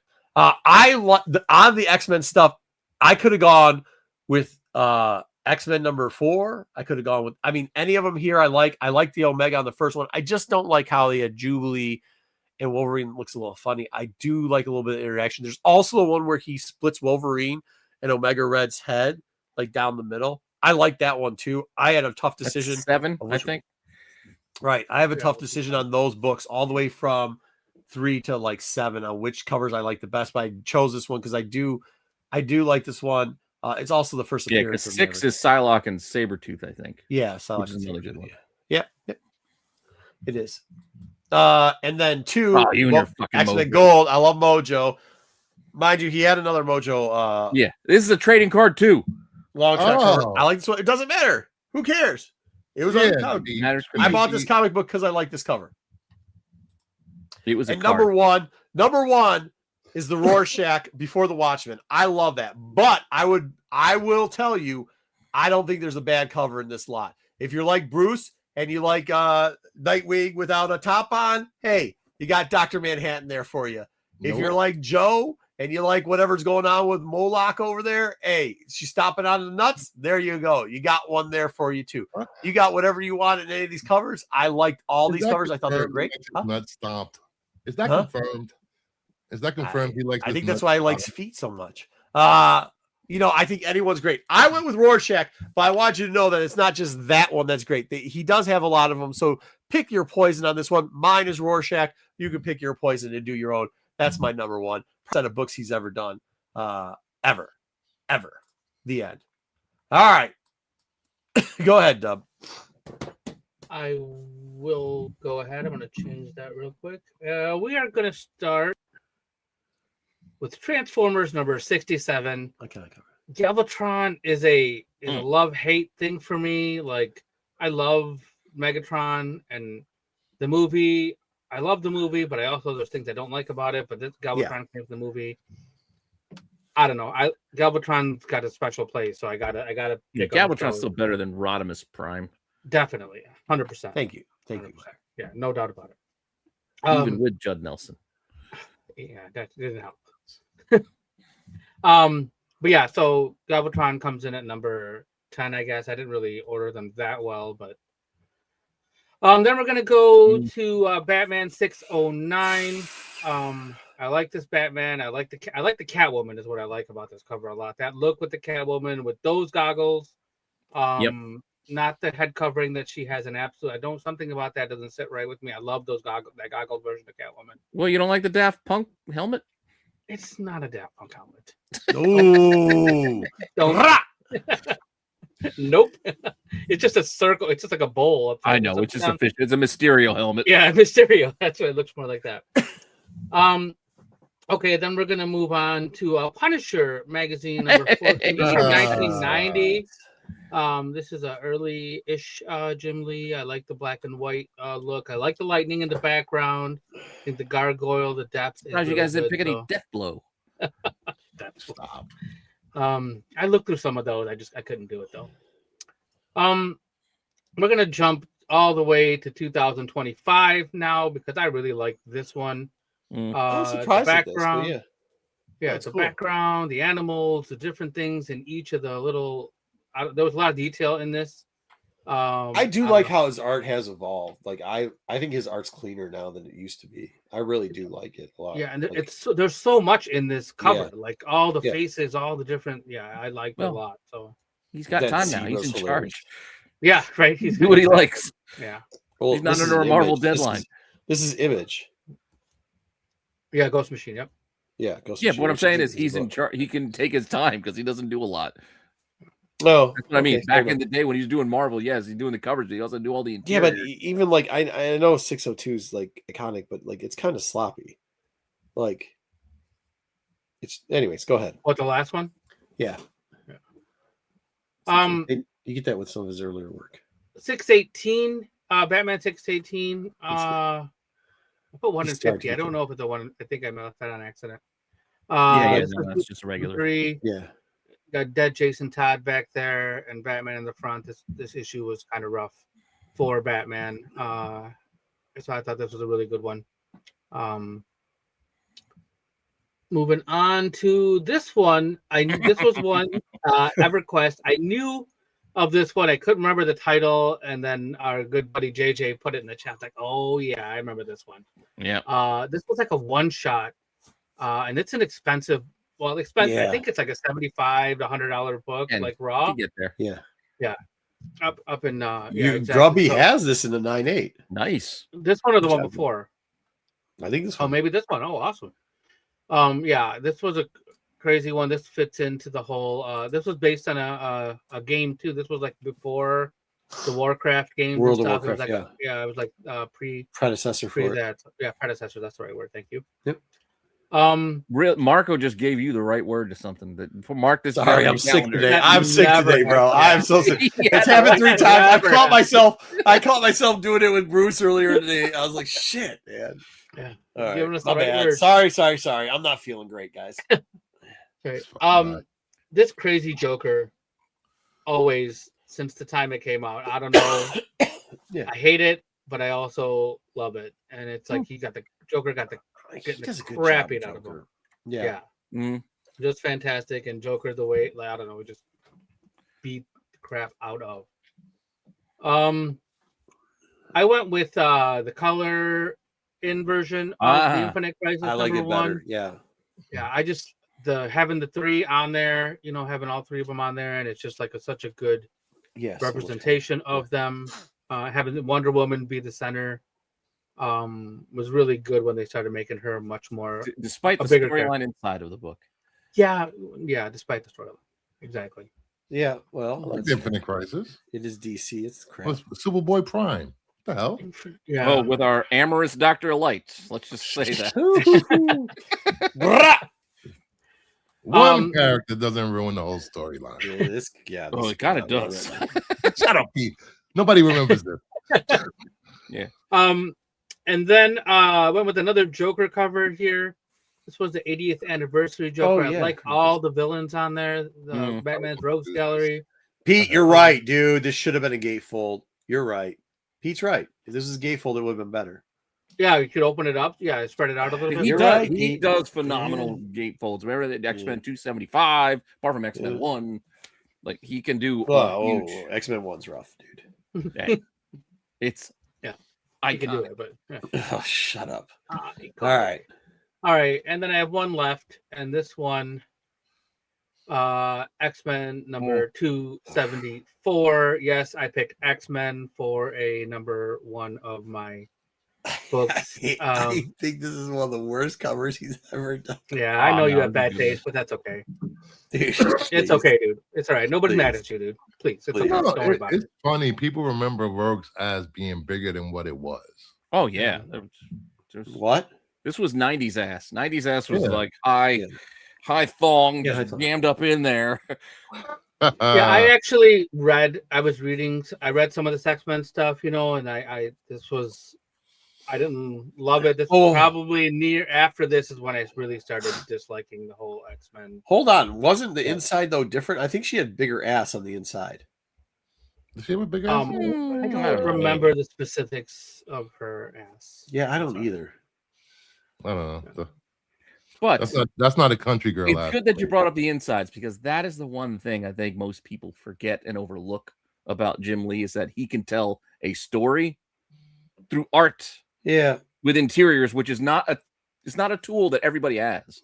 Like a lot of books these days, they rely on the splash page, and they will just throw fucking a couple of boxes of text in there, and we'll just go splash page after splash page, and there's no sequential storytelling. But I also think the writing was better on the inside and some of the actual story. Well, he did have Claremont back then. Yeah, that's what I always say. Is like, I didn't buy it because of the Lee coach. I bought it because of Claremont. Like, I really liked his writing. That's really what got me into X-Men, was the writing on the inside. No, but what I'm saying though is with that, like, because no offense, but like a 3/4 naked dude that Claremont was telling through the panels as well, and I think it helped him even later on when he was telling his own stories, which may not have been in his book. He's also got a dagger. That's why Pete picked it up. He likes the dagger hanging out.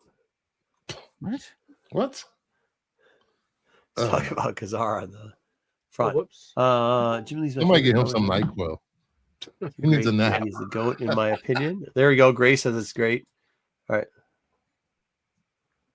Not all of them. Correct. No, not all of them. Not all of them. Yeah, it depends who. Oh God, no. Oof. Yeah. I don't know. I liked Age of Apocalypse, Kev. I better dial. You remember some of that shit from back in the day? Yeah. Teen Titans. Did you have a list, Pete, or no? Forget Malibu. Who? Hey, did you bring a list? A list of what?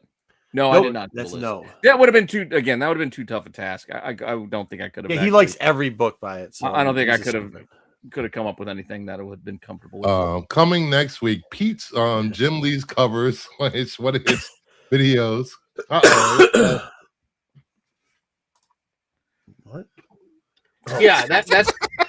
Pop his head. I don't even know if this guy knows who Jim Lee is. Wow. What's up? Did you know he worked for Marvel for a long time? Word? No, I'm playing.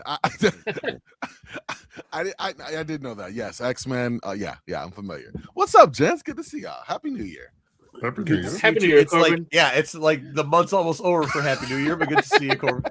Well, you know, it's Corbin about Black popped History Corbin Month. popped so- in the chat after to hear for about. Hey, did you guys cover best covers of 2020? No, we didn't, Corbin.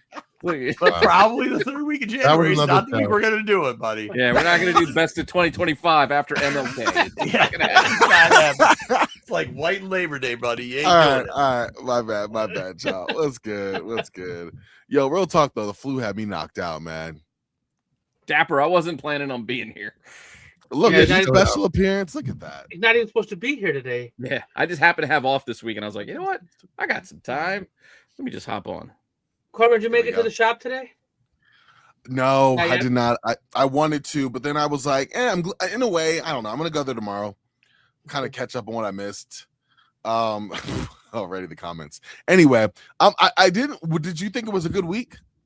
It wasn't a 'Cause- great. Last week was a bigger week than this week. I haven't Yeah. finished. There's still a lot of books to read. There was a I lot. wanted to make last week. I didn't get off work in time. I picked up a bunch. I picked up a bunch of books today, and I was surprised. And I actually dug through the back issues for a minute. Picked up a bunch of Catwoman's that I had missed, but yeah, it was It was definitely a good week for. I picked up a really funny book. I know you guys are gonna laugh at this one, but this Oh, the Starship District 9. Godzilla book. I don't know. It wasn't too expensive, and it was ridiculous. and Starship I- Godzilla. Yeah, so I just went with it. that's a District 9 homage. Yeah, so I Homage. mean, I Homage. just went with it. So, Nothing wrong with that. we still have news left. That's our last bit. I guess we can Well, get I'm it in. going. I don't I don't know know about where the other everybody two. went. Yeah, they all took off. I gotta do the They thing did. myself. That's Can you run the thing crazy. for Yeah, me, Pete? take a dump. Yeah. It's Can all right. you, You got me and Corbin. Yeah, can you There run you the go. thing for me, Pete? How am I know going to you run have the a thing? Yeah, you gotta click the thing. Oh, yeah. run the thing, not this Yeah. thing. Run No, the not thing. that- I got yeah. you. Now I got what Yeah. you're saying. Yeah. I gotta have the right one though. Yeah, I think he deleted the other one. The good one? I don't know. Classic Marco. Oh, wait, that's background. I'm all. Where the hell did he delete it? No, it's at the top. He moved it. Oh, there we go. Got it.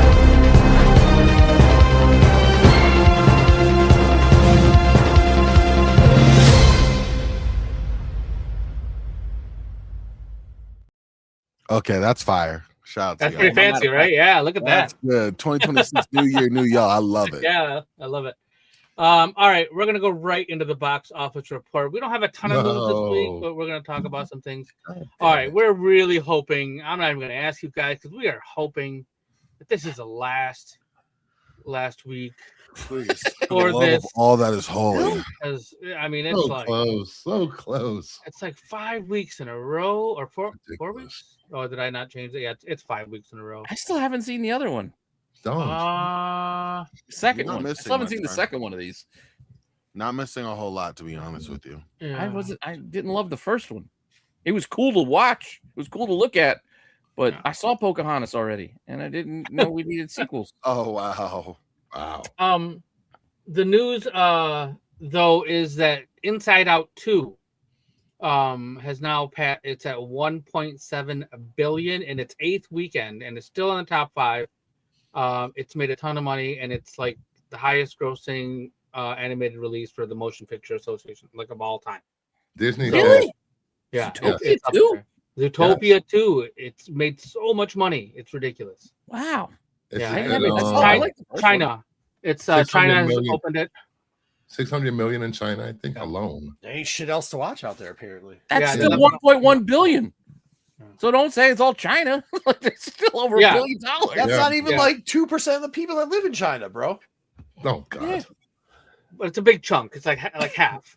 Oh no, a third now. I guess it's A quarter third. a quarter chunk? What are we talking? Yeah. So, Pete, you know that intro is kind of loud. Is there any way we can adjust volumes on the? And that I happens could on other redo it. shows. No, I just have to Is that lower a the thing? volume. Oh, you have to redo it. Oh, okay. Yeah, I I'll feel take like a lot of them. I watched something else. I think it was on SNS or maybe the Friday night show. There was something. It was super loud. Zootopia, But people love that shit. yeah, sorry, Ed. We'll work on that. Still the furry lovers. Yeah.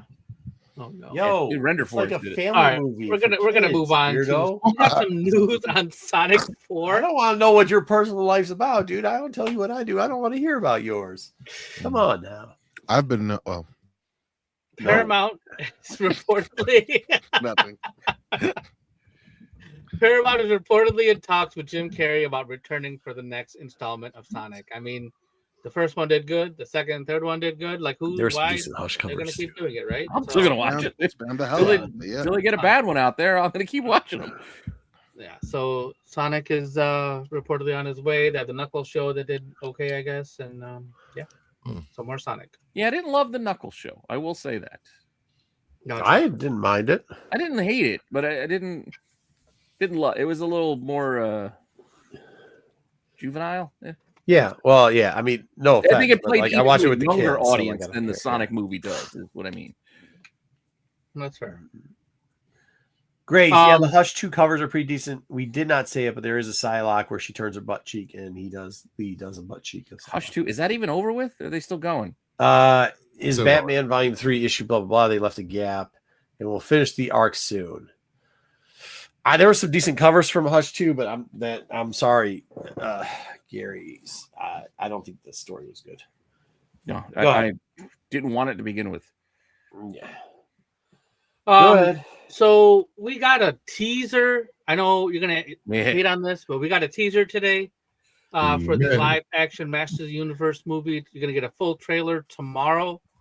But here's your first look at what all these folks will look like in the movie. What I saw in the teaser, there was a guy watching He-Man on TV, and then he picks up a sword, which is kind of a weird concept, but hey, I mean, it might work. I actually liked it. It was the same voice actor from the 80s, I believe. That did the voice of the announcer. I don't give a shit about any of that. Hey, listen, I've watched the original live action He-Man movie multiple times. Even though it sucks, I enjoy it. Sometimes that poor movie didn't have a chance. That poor movie. Yeah, but like sometimes it's okay. Sometimes that's okay. It's okay to get. No, I agree with you. I can watch it too. I feel bad for it because the whole thing. The Skeletor looked terrible. Yeah, I mean, wasn't Dolph Lundgren? Wasn't he? Was he? Yeah, who was he? Yeah. Dolph Lundgren. But I still watch that, and this looks campy-ish too. I'm okay with it, dude. Like what? It's a cartoon that was. It was a cartoon that was made to sell toys. What do you want? Yeah, it's supposed to be campy. Like you see all this, and it's campy, but you haven't seen Jared Leto yet because he can ruin franchises in an instant. Oh, Jared Leto's in this. I take all the shit I said back. Yeah, fuck Jared Leto. That is true. Exactly. Yeah. Hopefully, he didn't send any of his castmates condoms or. That's why you haven't seen any. Oh my god. Well, they could use them. No, they were used already, Bruce. Who's he going to be? Skeletor. He's Skeletor. He's going to be in makeup. They're going full send. Fuck it up. Yeah, there's a chance that it could. You didn't screw up Tron. Oh no, that's why that franchise is just. People love Tron. I don't like it. People love Tron. You say people. That's not a thing. People that I know and speak to love Tron. You speak to weirdos. Are those people in the room with us? No. Some of them are in the chat, maybe. Are they? No, there is no. It doesn't matter. It's his fake account. It doesn't matter if half a dozen people like that movie. They're never making any more. The franchise is dead. I'm saying it's not that it's not a good movie. It's just no one watched it. People that seen it love that movie. I didn't watch it. I'm not a fan of Tron. I just want to know who loved it. I just want to know who loved it because I will tell you, okay, before you guys go any further, that I personally am a Tron fan. I like the first one when I was little. I like Legacy, of course. I didn't watch the third one. I didn't watch it. I don't have any intention of watching it. I'm not. I watched the cartoon Tron Uprising. I thought it was good. Yep. I liked it. Cool. Yeah. I have no interest in seeing this one. I might watch it one day when I have literally nothing to do. Yeah, and that's it's on TV. I agree. This is what we wanted. That's what we exactly, Barlow. That's exactly what we That is not what we got. Mm-hmm. Oh, not for nothing. The first two movies bombed. So the third one's gonna bomb. What are you talking? The first two Tron movies didn't bomb. I've never heard anybody say a bad word about the first Tron. Well, it didn't perform. I don't think the way that they'd wanted it to. That doesn't mean it wasn't had a lot of money behind and the video game that went with it, and they had toys. But who cares? Let's move on. Why are you talking about? Why are you bringing up old shit? Kingdom. Bruce hadn't seen any of the movies. He's going online and going like, you guys got the first. You guys make it seem like this franchise is like there's some gangbuster numbers in the 80s. It's very it was a very popular franchise. They both bombed. No, hold on. It was a is a cult classic for a reason. It bombed. Yeah, but the cult doesn't like the third movie. So the only fans you have think it suck. Sorry, you can't get that feeling from reading Rotten Tomato. But like the first two were good. I engage with people on social media, on my show, and other shows. Social media, and the temperature and the nerve culture. Okay. All three members of the Kingdom of Nerds. I am not. To be fair. Wait. Colorado. I'm out here. Hey, Colorado has right to carry laws apparently. Because I'm sorry, that was wrong. I apologize. All I hear is shit. Built to shit on everything. That's the whole point. Everybody shits on everything. I mean, if it's bad, yes. Because there's no money to be made in saying it was good. Yes. I mean, if we here at Renovision don't care about that. We're just going to tell you what we think. Go ahead, Zach. I will tell you that Barlord and I are like practically best friends now. Oh, fair. Well, there you go. Love that. There you go. Fair. Right, but the Uncanny Valley Jeff Bridges really fucking weirded me out, though. Oh, well, that's good news. The CGI young version of Jeff Bridges creeped me out. Clue. All right, this is good news. So, Brave and the Bold screenplay is complete. Good. It will be directed by Andy Muschietti. Okay. And it will focus on Batman and Damian Wayne, and they're looking at a 2028 release. Oh. So, yeah. And then other Warner Brothers news. The Speedy Gonzalez animated movie in the Why are we doing this? This is not going to end well. This will not end well. Who the hell was asking for this? Nobody. Jorge R. Gutierrez, Kingdom of Nerds, perhaps. Book of Life is set to direct this movie. But I tell you, if there's no Slowpoke Rodriguez involved, there better be rioting. Slowpoke Rodriguez is the best Looney Tunes. So funny. Good stuff. All right, let's move on to some. But seriously, though, who thought that? Yeah, let's pull out fucking Speedy Gonzalez. I don't know where that even comes That's from. wild. That is wild. That's like, hey, let's do a Scrappy Doo spinoff. Do you want the rest of the mystery? No, gang. No, just Scrappy. No. I'll be there for that. Corbin. Let me talk about some streaming news. We talked about Game of Thrones earlier, so we have Game of Thrones news. There's a potential Arya Stark spinoff in the works. Why? Because they canceled or they shot down the Jon Stark spinoff. Jon Snow. Jon Snow. Sorry. So they were going to have a spinoff with him, and then that one's kind of gone. And now they're in early development featuring. No, thank you. No, we don't need any of this. Nope. Yeah, nope. Thank you, Barlord. Nope. He said it. Nope. Yeah, that story's done. No, yeah, we don't. And you guys, they have not been able to come up with original. It's done. Their original content shit is not good, man. They did a shitty job ending it. I'll watch anything. If you watch anything, I will get anything. Watch the Hedge Knight. You didn't watch the Hedge Knight. Wait, what is going on? Watch it this week. He's gonna watch it later this week. He said, "Yeah, I haven't watched it either." So I think you should watch them together, though. Yeah, maybe I'll wait till more of them come out. Wait till the second one come out. Nope. Yeah, it's just all right. I don't want this. And then we talk about Arya Stark here, so we're gonna switch over and talk about. I liked her too, but her story's done. Yeah, she had a good run. Well, it's not technically done, Pete. What are we going to see? We're going to get what hijinks she gets up into after that? Well, I mean, hold on. Like in the books, it's not done. It's not anywhere close to what they did there. So, go ahead. Anyways, go ahead, Dub. We're going to talk about her sister. Finish the books. Finish the books, for Christ. We're waiting decades. We're never getting an end. Amazon has revealed the first look at Sophie Turner. She will be Lara Croft in the Tomb Raider series. I think she's they got the costume down. Huh. And yeah, so there was no date or anything. Yeah. What? Yeah. I just don't want any more Tomb Raider. That's all. Like, yeah, enough. They've This is screwed like this what, up so bad. Third or fourth time they're doing it now. I was fine with to give the it a day. Vikander series, but they just Dude, stopped. hey, if you told me this was just a cosplayer at a fucking at Motor City Comic Con, I would have been like, yeah, sure. You know, I actually went out with a girl at speed dating that looked just like her. Yeah. So, like, and I thought she was just dressed for This the is like Arizona the weather. most vanilla Laura Croft you could have done. Go ahead. I'm sorry, Corey. What'd you say?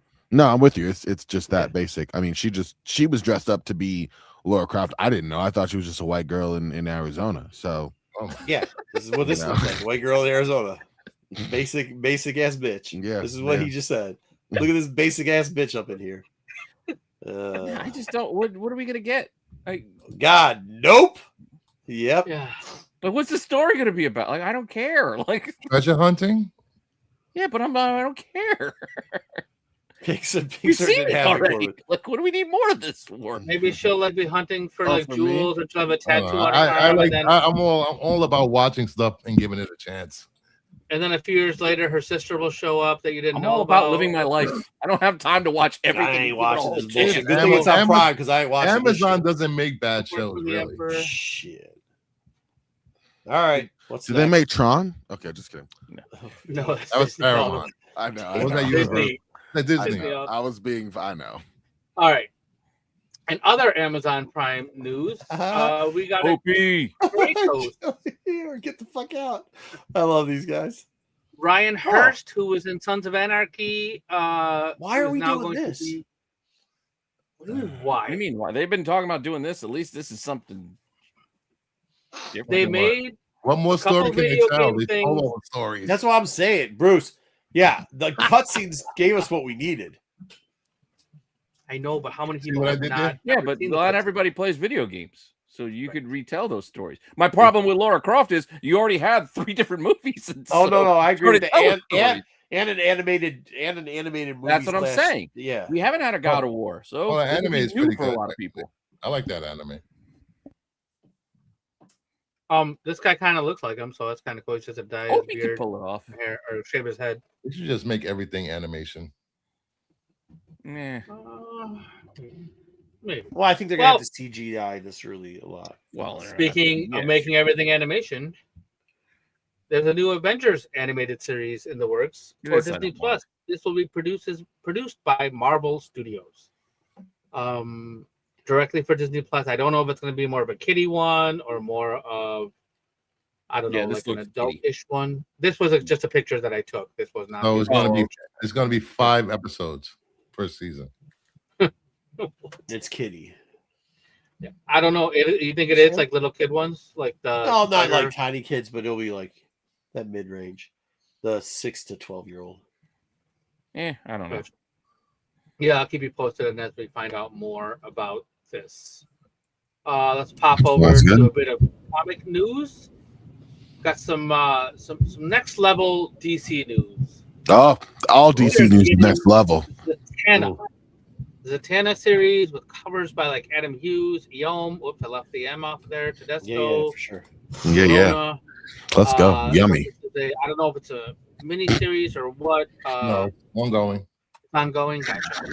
So this is Jamal Campbell. So this is part of the next level stuff, which is like creators getting their own take. Yeah, hopefully it's good. It will be. It's DC. It will be. No, let's get to issue 10 before you say ongoing. Let's just get there first. Well, let's hope it's good. It could there. If you read it's ongoing until they decide to end. So let's if you read Zatanna, like it can go south real quick with this character. I don't know real if you fucking guys quick. Saw the Scott Snyder interview he did over the weekend. He's been pretty much in charge of hiring all the talent for these next level. Yeah, till great. All of a sudden, till the book doesn't sell, and they fucking get rid of him. That's great. But the problem is, you have a fucking character that can basically do anything if she says the shit backwards. That shit could get old fast. Why are you hating on Pete? You're hating on Pete. What? Pete. It is 2/3 of her storylines are great. There's 1/3 of her storylines that are pure what Pete is saying, pure trash. But also think about the volume of storylines you get, because she's not a character that can carry on her own thing on her own for very long. That's my point. No, that's what you're right. I mean, that's usually what happens. Is she has some of the dark lead come in, and that helps out. She works better with other people involved. They do if they do the daddy thing again, and kick me in the nuts. Yeah, exactly. That's what I'm saying. I mean, what isn't he dead? Hey, apparently you don't read DC Comics because that fucker's alive almost every single time. They run into a book and then they cancel it shortly after Daddy shows up. So what I will say, I mean, you guys know this. Bruce said Scott Snyder is in charge of hiring. He's bringing on creators who have passion for the characters. So, and that's obviously the right way to go. This, I feel like this has more potential than a lot of the half-brained. Here's the problem. Here's the problem that I have, though. Yeah, and I'm not going to. Sometimes the best thing they see in a character or their passion for that character is not what we want. We've seen this happen before, where characters like, oh, I've read all these books. I do this. This is my favorite one. I have these comics when I was a little kid. This is the character I grew up with, and you're like, what the fuck were you thinking about? This is not the character that I read about. This is not the parts that I like of this kid. Like, that's where I have to work. The big fan of the Creeper. Yeah. Well, yeah, I'm just saying. I don't think people would enjoy the same parts that I enjoy of Creeper. Probably, No, I know. I totally get what that's. You know what I mean? So, I'm glad that they are doing that. But sometimes just having somebody come in and go, like, I want to take a shot at this character. Cool. I don't mind that either. Like, New Blood, I never think's bad. But just because they're fans of the character, you ain't selling me on that. Well, this is the other concern I have is, yes, this is a nice lineup of cover artists that they have here, but I have a feeling you're just selling me covers at some point. Yeah. I mean, that is my concern, because, again, what Zatanna, and it's not just her. Like, do you think there's a reason why they keep rebooting and restarting Doctor Strange? Like, there's a point where magic is involved. Like, well, I mean, you have to get Deadman and Constantine in there to make it work. Yeah, like there's a limit to what you could do to keep it interesting. Who's the second book in? Is that the AH? Yeah, that's the Hughes, I think. I believe so. Yeah. Yeah, fuck, that's amazing. That thing's amazing. The first one is Tedesco, I think. Tedesco, yeah. Yeah, it's Tedesco, Hughes, Eom, and then Corona. Yeah. Last one's Corona, yeah. And then, speaking of, he didn't say he was going to write it yet. No. Jamal Campbell. What did he do before? He did the last mini, didn't he? Oh, that's not good. Didn't he? He did a lot. I hope not. For sure, he did the whole thing. He wrote it and he did the covers, and unless I'm misremembering, but that last mini where she had like a fucking show and that's not good, dude. If that's the case, that's not good. Zatanna, it's Showtime. He's done some Superman. He's done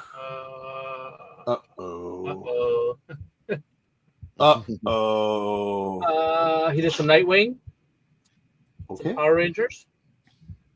I don't think he's done. Did he do? Yeah, he did. Yeah, Jamal Campbell. He did the series that just came out. The last series. I was like, that was not a great series. They do absolute Batman. I'm sorry, it was 60, but that's the point. Like, you could tell a story, and then that's it. So ongoing is a bit of a stretch. For this I think he's writing the current Batgirl. Don't you like the Batgirls? Yeah. Okay. Yeah. So he's got some good stuff in there.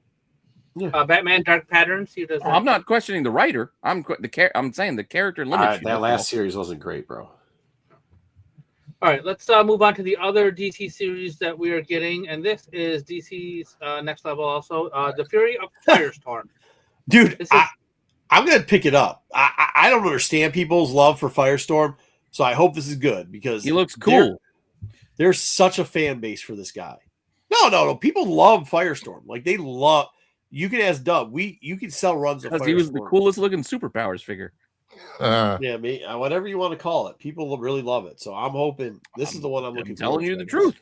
And Jeff Lemire is writing this? You looked at the toys back then, the superpowers toys. He was the coolest looking superpowers toy. He was a cool. Oh, geez. And then we say that, and then Meyer comes out just firing. Yeah, something like that third cover. That's just like wacky. Third cover sucked. I don't know what that is. There was more covers too. I just gave you a few. Yeah, I don't need this. Yeah, I don't know. I'll check it out because we're probably gonna have to read it, but that's fine. We're gonna have to read it. It's just it's the number one weird concept. You got this kid and he gets the powers, and there's like a middle-aged man floating around in his head telling him to whoa. What's going on? Why are you whoa? You know who the fuck Firestorm is, right? No, I don't know. When he merges with the professor, who's a middle-aged man, he's floating around in his head telling the kids. He died a while ago. Professor's dead. I'm just saying. All right. Well, we're going to move on to other new announcements of news. Now, if you're not sitting down, just take a sit for a second because this one's... All right, I'm sitting down. This one's a little out there. So 11 printing? I feel like nope, not up. Printings. Romeo and Juliet and Godzilla. Godzilla's Monster Peace Theater presents. I do like this that. arrives April 8th. This comic tells the story of Romeo and Juliet from the perspective of Godzilla. So, like, instead of like whatever else is going on, maybe run out of ideas. Damn. Imminent. Well, no, there's like 5 Godzilla books out currently. But look at the front. Also, it's Godzilla and Robin Hood. Yes. Isn't that the Princess Bride on the right? Well, they did Godzilla. They did Godzilla and Great Gatsby, didn't they? Yeah, there's been a couple. That was like When Harry Met Sally. Yeah, it is When Harry Met Sally. Oh yeah, right. Harry Met Sally. You're right. Oh yeah. Yeah. So this is this is the thing. We've run out of ideas for Godzilla. They've run out of all the crossovers they could possibly. Did you see the preview pages? I did not look at the preview pages. I'm going to go into this blind. He's frying. Well, we'll be reviewing it here. So. We'll be reviewing it here. We will definitely be reviewing this book because we're going to. Don't worry, Renovision got you covered. So, are they going to do like it's Romeo and Juliet, but it's also a little Cyrano de Bergerac where Godzilla's telling Romeo what to say? He's in the bushes whispering, "Tell her she looks nice." See, like that's interesting because I was thinking about it as like Godzilla's coming to destroy the town or whatever. He is coming to destroy the town. They have to, get their business done before they all die. Yeah, nah. He's hired by the Capulets. And with that, we wrap up our news for. Good, thank God. That was a terrible way to end that. That was fantastic. That was pretty rough. Thumbs hard down without even reading it. They're giving it thumbs down. They're leaving that already. What do you got, Corbin? You got anything good? I will next week when I'm here for the full show. I have nothing. Did you today. read that dog shit Green Lantern book this week? Yeah, I mean, and I wish I had. But to be fair, I didn't think we should do like a DCKO breakdown. I'm okay with not doing that. I've been disappointed. I think I have to take a retraction between the KO event and Night Fight. I finally caught up with it, and I no. What? No. Are you reading Absolute Batman though? Absolute Batman's good. Night Fight is not what it was advertised, Bruce. What do you mean? First episode was Bruce versus Dick. The second episode, Bruce versus Dick. Versus Bruce Dick punches his dick. But then also, are you the same person that came with the DCKO slides and had the whole story? Whoa. Don't do you slides. Had the whole story. I did the slides. Don't do slides. I did slides. Wrong. No, I wasn't wrong. I just was cheated. So was Barlord apparently. My fault. The point being is that I expected, and they sold it as Bruce Wayne fighting each of his former Robins as they turned to battle. Is that not? Here we go. Go ahead. Happy Black History Month. Layout we have. So no, the idea that we were sold upon was that was going to be Bruce fighting each version of his Robins as they became Batman. That's not what we're getting. We got the very first issue was that it was Batman facing Dick Grayson if he had been Batman, right? Boom. The second issue. Do you not understand that this is all happening in his head? You know this, right? I don't even know. Really happening. How do you know that? He don't even care. He don't care. He died in issue 1, and he stole something. That was supposed to transfer him back to his body. Yes. But the heart of Apocalypse took him, and he's in his head. It's not happening. How do you know that? There's no. I listen. I will come up. You should go back and read again. Get him, Corbin. Get him. I've read him. Hey, you can't say that. He's a librarian. He reads, bro. Thank you. This is what I do. I do professionally. This is what I do. Concept. He ain't somebody just outlines reviewing movies. He's a librarian. Hold on, like one at a time. Like Corbin, go ahead. Say what you're.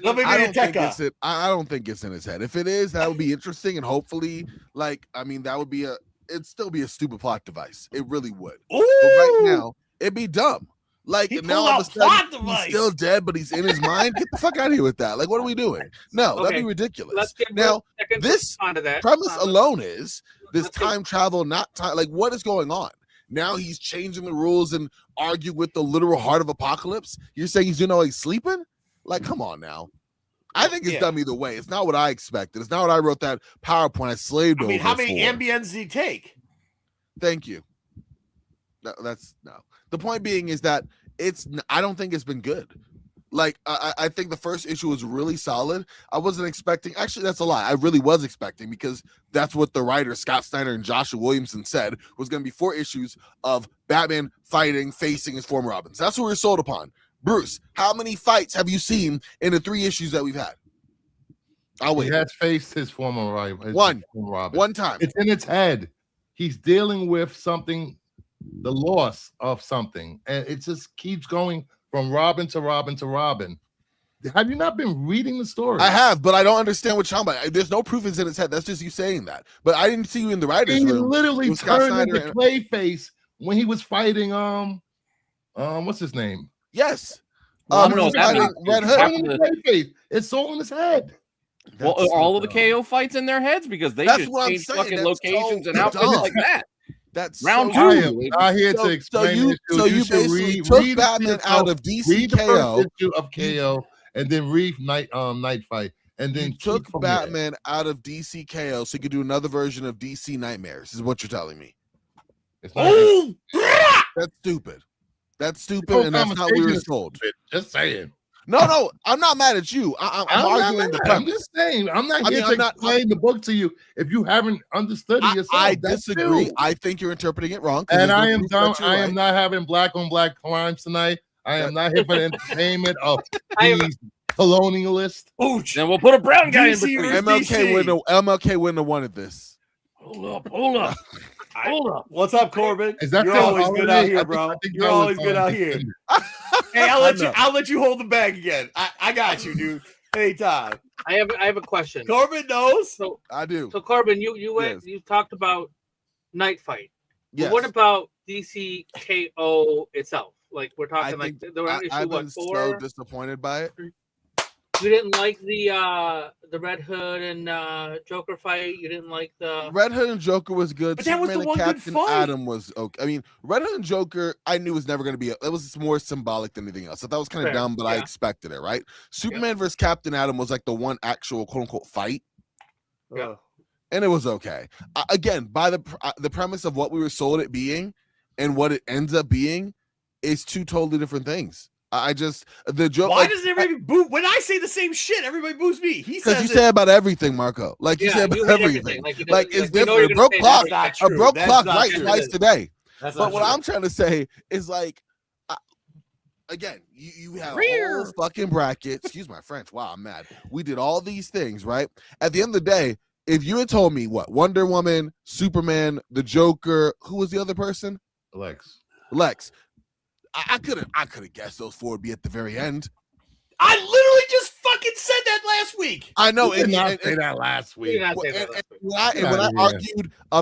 I argued about, I did say that last KO, week. If I look back on the episode 4 months ago, whenever I was back on here and I argued for it, I said what I thought, because I believe these writers, is that you were going to have unique battles with unique outcomes and different twists. We did not get any of that. I mean, I guess you had Joker use Mr. Mxyzptlk or whatever, And you had that team up round last issue. So I guess you can call that a twist. Supergirl betrayal line, thing. I thought it was actually going to be like, maybe we see Lobo in there. What the hell is a bracket for if the same 4 people minus Batman, who apparently, according to Bruce, is in his dreams, right? He's asleep. So let's put Batman out. He's KO. Not sleep. Batman in the corner. But I'm saying everyone else, we could have expected that. Lex has been a major player in Superman books the past year. The Joker is the freaking Joker. Wonder Woman, Superman. Come on now. Well, I'm currently enjoying KO. I wish I could say that. I'm glad you are. My opinion, everyone's opinion is subjective. I'm enjoying it, and thousands of other people are enjoying it. It keeps selling. It's selling. And there you go. It keeps selling. It does. I don't. There's think still I appreciate you in my LCS collecting dust. We already disproved it. Jesse, everybody from Michigan said there's no blind bags on the shelf. Like you want me to live do it? Thousands of next week, you want me to live it? I sent you the pictures. I sent you live pictures of some other bullshit you called out today. I'll just do it live. I got no problem. Tomorrow. Marvin, so you've been going to the comic shop. I know you didn't go like this week or whatever, but you've been going like over the holidays and stuff. Did you? Yeah. So I did go twice over the holidays and grab all of them, and that's why I think I'm kind of mad because I read a lot of them in one sitting. So I was on my tail for 2 weeks, and then when I got back, I grabbed all the stuff I had collected up for me and went and read through all of it. And I was like, what? And then also DC Universe Infinite has, 30 days after the book is out, it's on the app. So I caught up on all the tie-ins as well, the ones that weren't in my pull box. All on the app. Tie-ins. Yeah, that's better. Yeah, because I was really trying to make it work for me. Like I did a PowerPoint. Bruce, you did a PowerPoint. I did a PowerPoint for it. Like I really wanted this to be. Man, we really watched that PowerPoint. I had to watch that crap. That was a masterpiece. I don't know what y'all talking about, but no, I'm playing. But bottom line is like I really wanted it to be what I thought it was going to be, and it's not that. And I'm glad if people like it. Like here's the thing: I want people to read comics. I love people who love comics. I love comics. I'm not, I can disagree and say I do not think it's good, but I like bad comics too. So whatever, do you, boo? Like that's cool. Yeah, but we get it. Marco likes a lot of bad comics too, so we totally get it. What I don't like though is like being sold something that I thought would be genuinely interesting and different. I'm not gonna lie, I don't feel like this is really this isn't really different. Like that's my argument. That's my argument. You took Batman out because it'd be too easy, but you put everyone else in to make the final 4 that we would have expected out of a hat. What the heck was a bracket for? If at the end of it, it was gonna be the same 4 to begin with. I just don't understand. Like, I don't know. It's that's what annoys me. I think.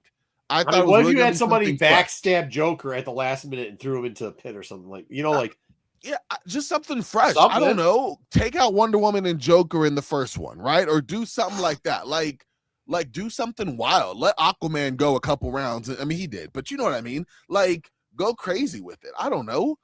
Freaking I feel like if you would have had Aquaman win, then you would have so many people upset that. No, not Aquaman. The idea of the win, and this is what I think. Either Joshua Williamson or Scott Snyder. I think it was Scott who said. I want to misattribute him. He said, when first off, I didn't agree with this to begin with, based off the comic shops I go to here in Denver. But he said that the story or the DCKO event was supposed to be like a celebration of the conversations that are held at comic book shops. Who would win? No, ain't shit talk to me at comic shops. Nope. I go and grab my books. People look at me. I let them know I'm not stealing nothing. I grab my books. I pay for them. That's different. Yeah, you have a weird experience. But you're talking about. But if we were to have those conversations, if we have a conversation, nobody has a conversation. Like, we're not 2-year-olds about power sets and exactly. We're not talking. Plastic Man has the ability to adhere to any weapon or whatever, and Aquaman with we're not doing these nobody does that comic debates. No. We're not doing that, right? So when you say that, I'm like, okay, cool. For the real nerdy ones who have the Marvel handbook from back in the day or whatever, great. Like this is gonna be that, and then you get it, and it's not that. Dude, he does have a point. He has a point. How many of us had the Marvel cards? We'd look at the back. We'd be like, this power. Yeah, when you're fucking 10. Nobody in the LCS is having this conversation. Well, I don't think it's just about being 10. I also think the people are different today than they used to be back in the day. Where there's not as much camaraderie or community and shop. Everybody does their own thing. Who's actually going to a store where you can just buy the shit online. A lot of these conversations are taking place on Facebook groups, Discord groups, Instagram groups. There's a lot of groups out there, and a lot of people that can't get to the comic book shop, whether their comic book shop is 100 miles away or they're disabled. The only place they can have these conversations is online in a social media setting. Well, let me say. Fuck, are you talking about?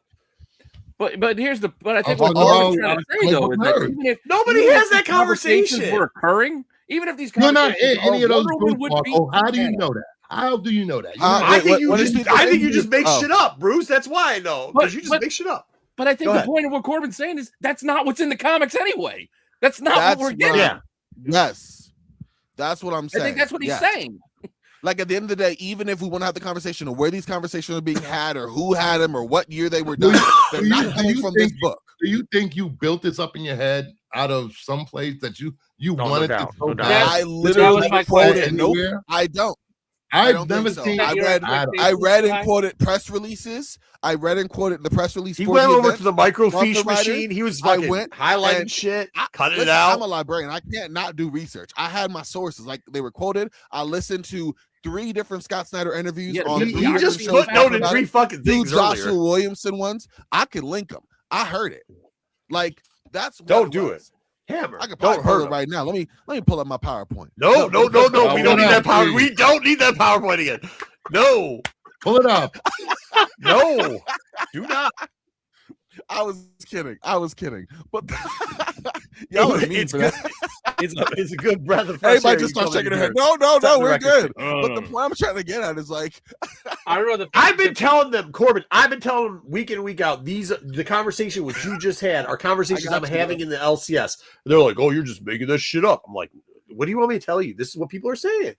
And so I'm glad you came in and said it, because that's what I'm hearing. And like, I know they don't go to LCSs, but like for us, for the LCS people here, Corbin, for me and you, I mean, that's what's really being said. Like, that's it. And that's the disappointing part. So like, I guess maybe like, is it a bad event? No, it's not. It's not a bad event. It's a bad event based off the expectations I had. Old people collect comic books. The expectations I had built for it, I didn't blow out of proportion. I was just listening to what was told to me, or what was said to me in an interview. What was like, that's why I'm annoyed.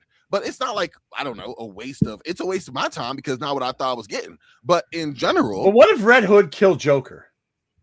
That would have been interesting. I don't know. Like, give me something different. Like the idea of, again, March, you did a whole bracket like it was a March Madness event. I'm not sure y'all watch college basketball. I know Marco probably, Pete, you probably know me. I'm on it.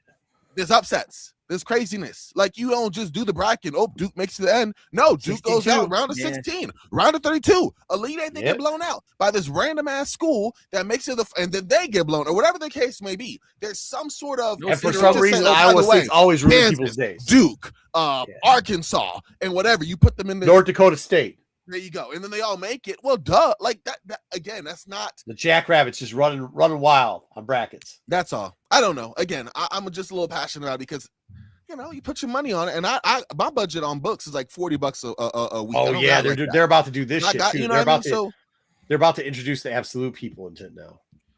Yeah. So I just leave absolute's doing well. Just leave it where it is. Exactly. They need to leave that shit alone. Leave that shit alone. You don't fuck with the golden horse, man. Don't bring him in. Like, oh, all of a sudden, now we're multiverse. I don't know. That's my thoughts. I'd love to talk about it more. I mean, like I said, I wanted to work. I was just so excited for where I was going to be. And to be fair, the whole Batman Night Fight part that Bruce was kind of referencing, I did think it was going to be different, because obviously, but this whole thing is different. I don't know. So I don't know. I think you have a valid point, Corbin. You're not alone. Like, I will say some of the stuff that you said. There are other people that we associate with, I associate with, that get excited about properties and characters and things, and they have this set up in their head that it's going to be like this crazy thing. But if you sit back and look at it, there's no way Superman and Wonder Woman and it's going to lose. They're not going to lose. Or you cannot not have that at the end. He's got no. Hold on. I said this last week too, and I agree with Corbin. If you want to get fans, have somebody different. And yeah, even if it's Red Hood, which isn't that wild. Why not? It doesn't matter. At the end, it doesn't matter. They're bringing everybody back. Nobody's really dying. Here, I'm gonna read a quote. I'm gonna read a couple quotes real quick if I can. I got this from the actual. I could even share it right now. It's the press release, July 16th, 2025. This is what they said: Heroes arise, legends will fall. The stakes are sky high, which is normal comic talk. Whatever, we get that, right? Watch 32 fighters enter this tournament, rise through the brackets, and and rival Darkseid against his ever-growing Omega powers. Here's the quote. All right, Snyder. DC KO's a knockdown, drag-out fight between all your favorite DC superheroes in a cosmic tournament to save the universe from Darkseid. He's evolved. He's something bigger and stronger than ever. He's destroyed the future. There's no future for the DC universe because of what he's done. Bam, that's him, right? Joshua Williamson. Or actually, no, this is Joshua Williamson. Quote, each level is a new challenge, and the tournament will reveal unexpected heroes. Some you won't believe will go really far in the fights. End quote. Who? Joker? No, no one who didn't expect that shit. It's Lex? the fucking Joker and it's DC. Excuse me, I'm getting mad again. The number one villain of DC, the most recognized villain of all DC. Bruce, let me tell you this right now. Bruce, if some of these characters, didn't realize when they brought the villains in at the end of the beginning, never mind, I'm done. No, you gotta have. I need Yeah, to Bruce, answer you gotta argue you about. gotta at least acknowledge the fact that he's got. When they literally brought the villains in, right, and we saw the last page of was it number 1? I forgot where it showed the Joker and all the Joker front and center. Because he didn't read it on screen. He did put it on screen and then read it word for word. Like, really You slow. do gotta acknowledge the fact that yes, I'm not talking about power sets alone. Popularity. Look at when they have their introduced number the one villains, Lex and the Joker, their and number everyone else. one Superman He villain. was so freaking Superman prominent in there. And Wonder I knew I knew it. I mean, That maybe Myers writing better shit here. Oh, that would have been cool. Last was a tease. That would have been cool as shit. That's fine. I thought it was kind of a cool like nod or whatever. But like, I don't know.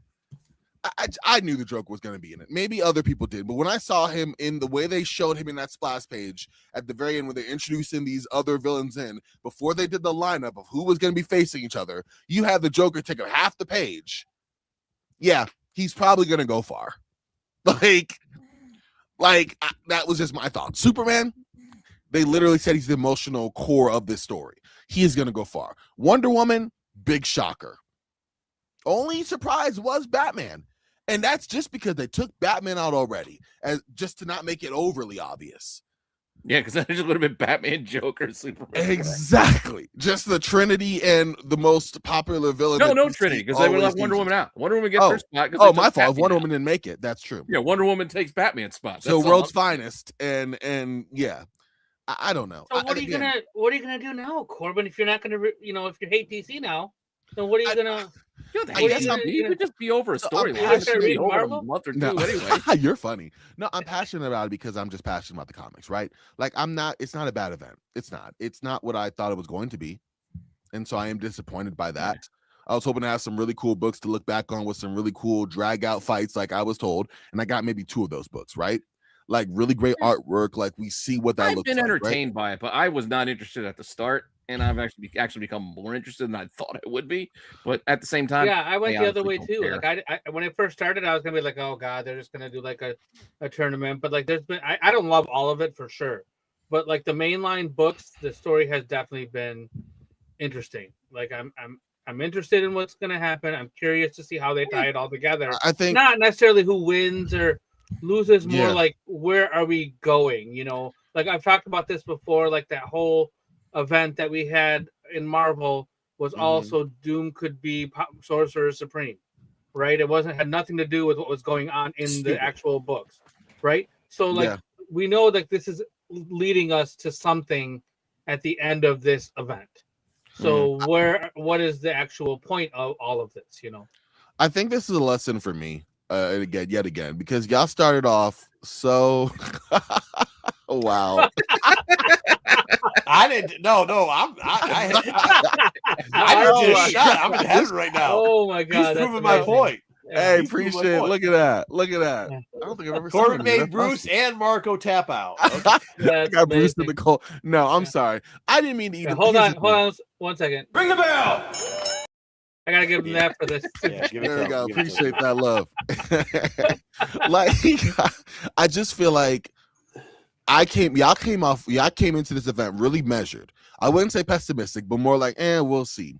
And I was up here like, it's about to be the best shit ever. Like, yada yada. Like, all right, I've reached my expletive quota, but I was like, yeah, we about to go ham, right? And now we've gotten to a point where my expectations were boom, and y'all's were here, and now y'all have come down. We've kind of more regressed to the mean, but because I started so high, almost obnoxiously high, I can admit that it's definitely been a hard crash down. But like, I don't know, it'll be interesting to reread as a trade. I really want to see how it comes together as a trade. what books they decide are important to put in there are not. Like, I'm curious on what that looks like. But I think I'm just disappointed. That's just a lesson for me. I think I'm just disappointed in events overall. Like, it doesn't matter what the event is. I just have got. It's like it's gonna suck. It's gonna suck. Yeah. Well, we haven't had a good event about DCKO. I'll give you DC this. The last good event we had, but then they killed it because they went on too long. Was Dark Knight, the Batman that laughs. Metal, yeah. But Dark you Knight know what? Metal. Okay, do y'all remember the second one? It sucked. No, I thought Dark Knight Metal was great. They had a couple tie-ins. They had the Red Death tie-in that was good. They had like another tie-in that was decent. And there wasn't too many books in it, and then they were like, "Well, that's why people like this." KO was they were taking a good step forward in that there people like this, and many they killed tie-ins. I kind of thought. Do y'all remember? I can't tell you the last good Marvel tie-in or Marvel event. Well, Marvel has with that. They haven't had One World Under Doom. That's still One World That's Under. terrible. I'm just kidding. I was being very sarcastic. No, but I mean before that. But if you go back to the late 2000, like from mid 2000 to probably about Civil War 2, 16. No, but till about 2016, Marvel had some great events going on. They really did. I can't tell you one since. It's been good. Yeah. I guess I thought of DCKO. Remember when DC did the oh my goodness. The Tales from the Dark Multiverse? What was that? Y'all don't remember that? Tales from the That was like 4 or 5 years ago. It was just a thing where DC did they only ended up doing like 10 stories, but they were like, they had Tempest Fugonaut, which was DC's like the Watcher, but for DC. Yeah. And they would go to universes where things went wrong. So like they did like Batman Nightfall, where like Azrael beat Batman and ruled over, I remember like, now that you say or like the death of Superman, and it was Lois Lane who became the Eradicator.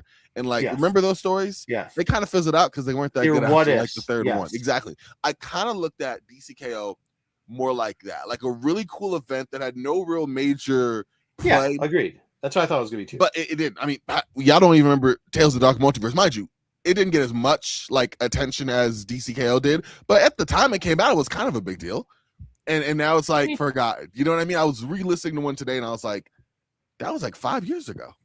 Yeah, but then again, people also refer to it as What If. Yeah.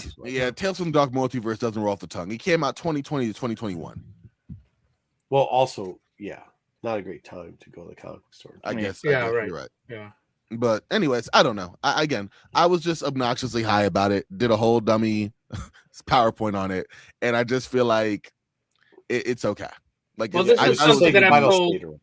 This is something that I've told our friends on other shows on this channel. You have to temper your expectations. Like, you can't expect your favorite character to be in every single show and movie, and he's not going to just show up, and start, kicking butt everywhere. And it's not going to be just because so-and-so is here and gone, or who's running the company. And just because a new guy's going to run the company is not going to automatically make it all better. And the movies that they make now are for children, not necessarily for you and me and the adults. So you have to remember that. Yeah. So it's the same kind of thing. You got to temper those expectations and don't expect them to do everything that's in your PowerPoint. Like, that's not. So this is what we're all saying is going to happen, right? The absolute guys are going to come in, and then they're going to kick the shit out of it. They're going to be the champions at the end. I don't think so. We already kind of talked about it. Didn't it look like they weren't even like they were the absolute virgins, but that they were corrupted? No, yeah, you're right. You're right. Like, we're not. It's not even really them. It's them, but it's like I don't know. I hope it looks like them. Yeah, I hope it's not. Huh? I hope it's not too, because I don't want them screwing it's them, but remember, it showed like they're. I don't want to like.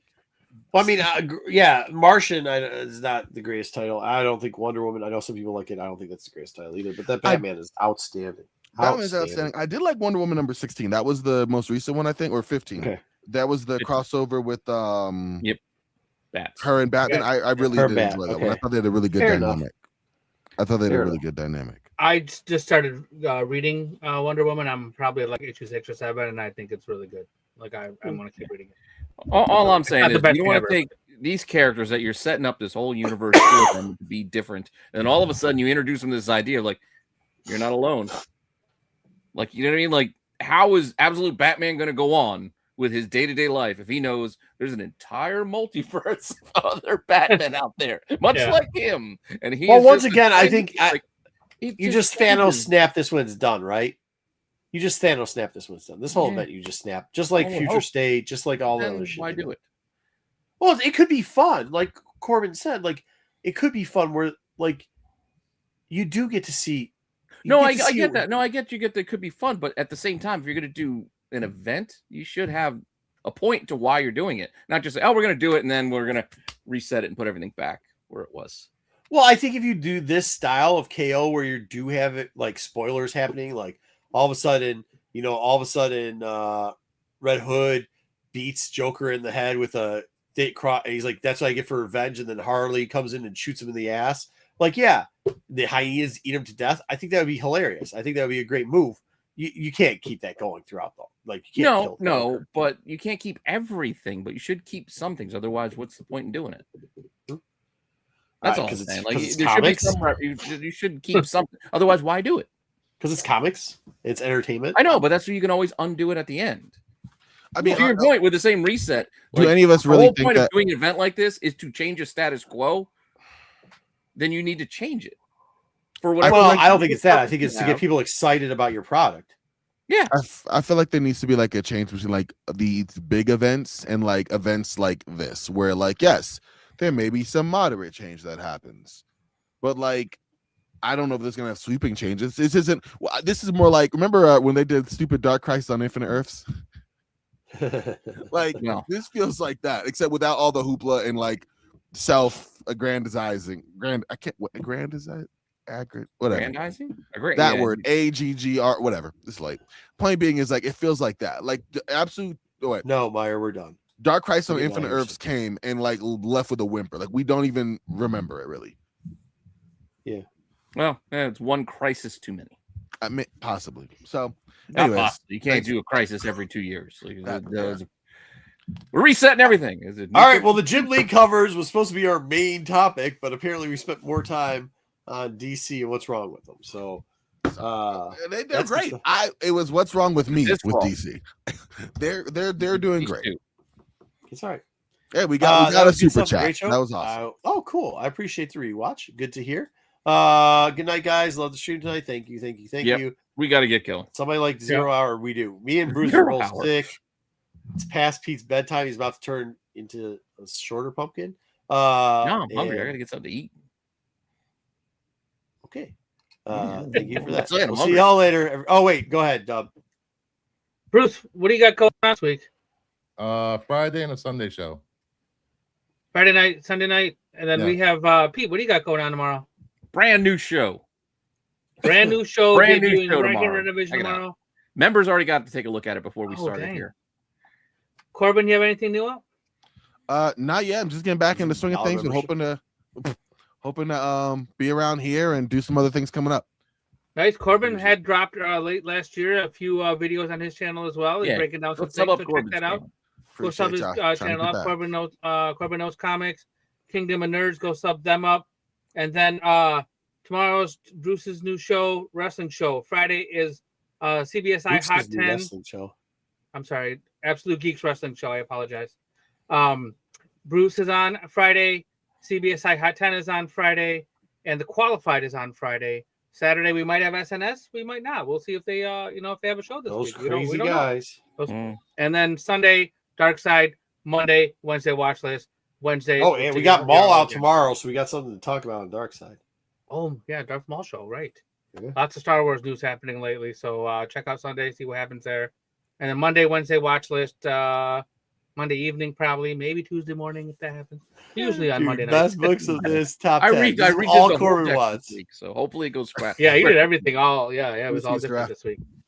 Thank you all. We'll see you next week. Don't know who we're talking about, but we'll have something for top 10. Yeah, we'll have something. Yep. Peace.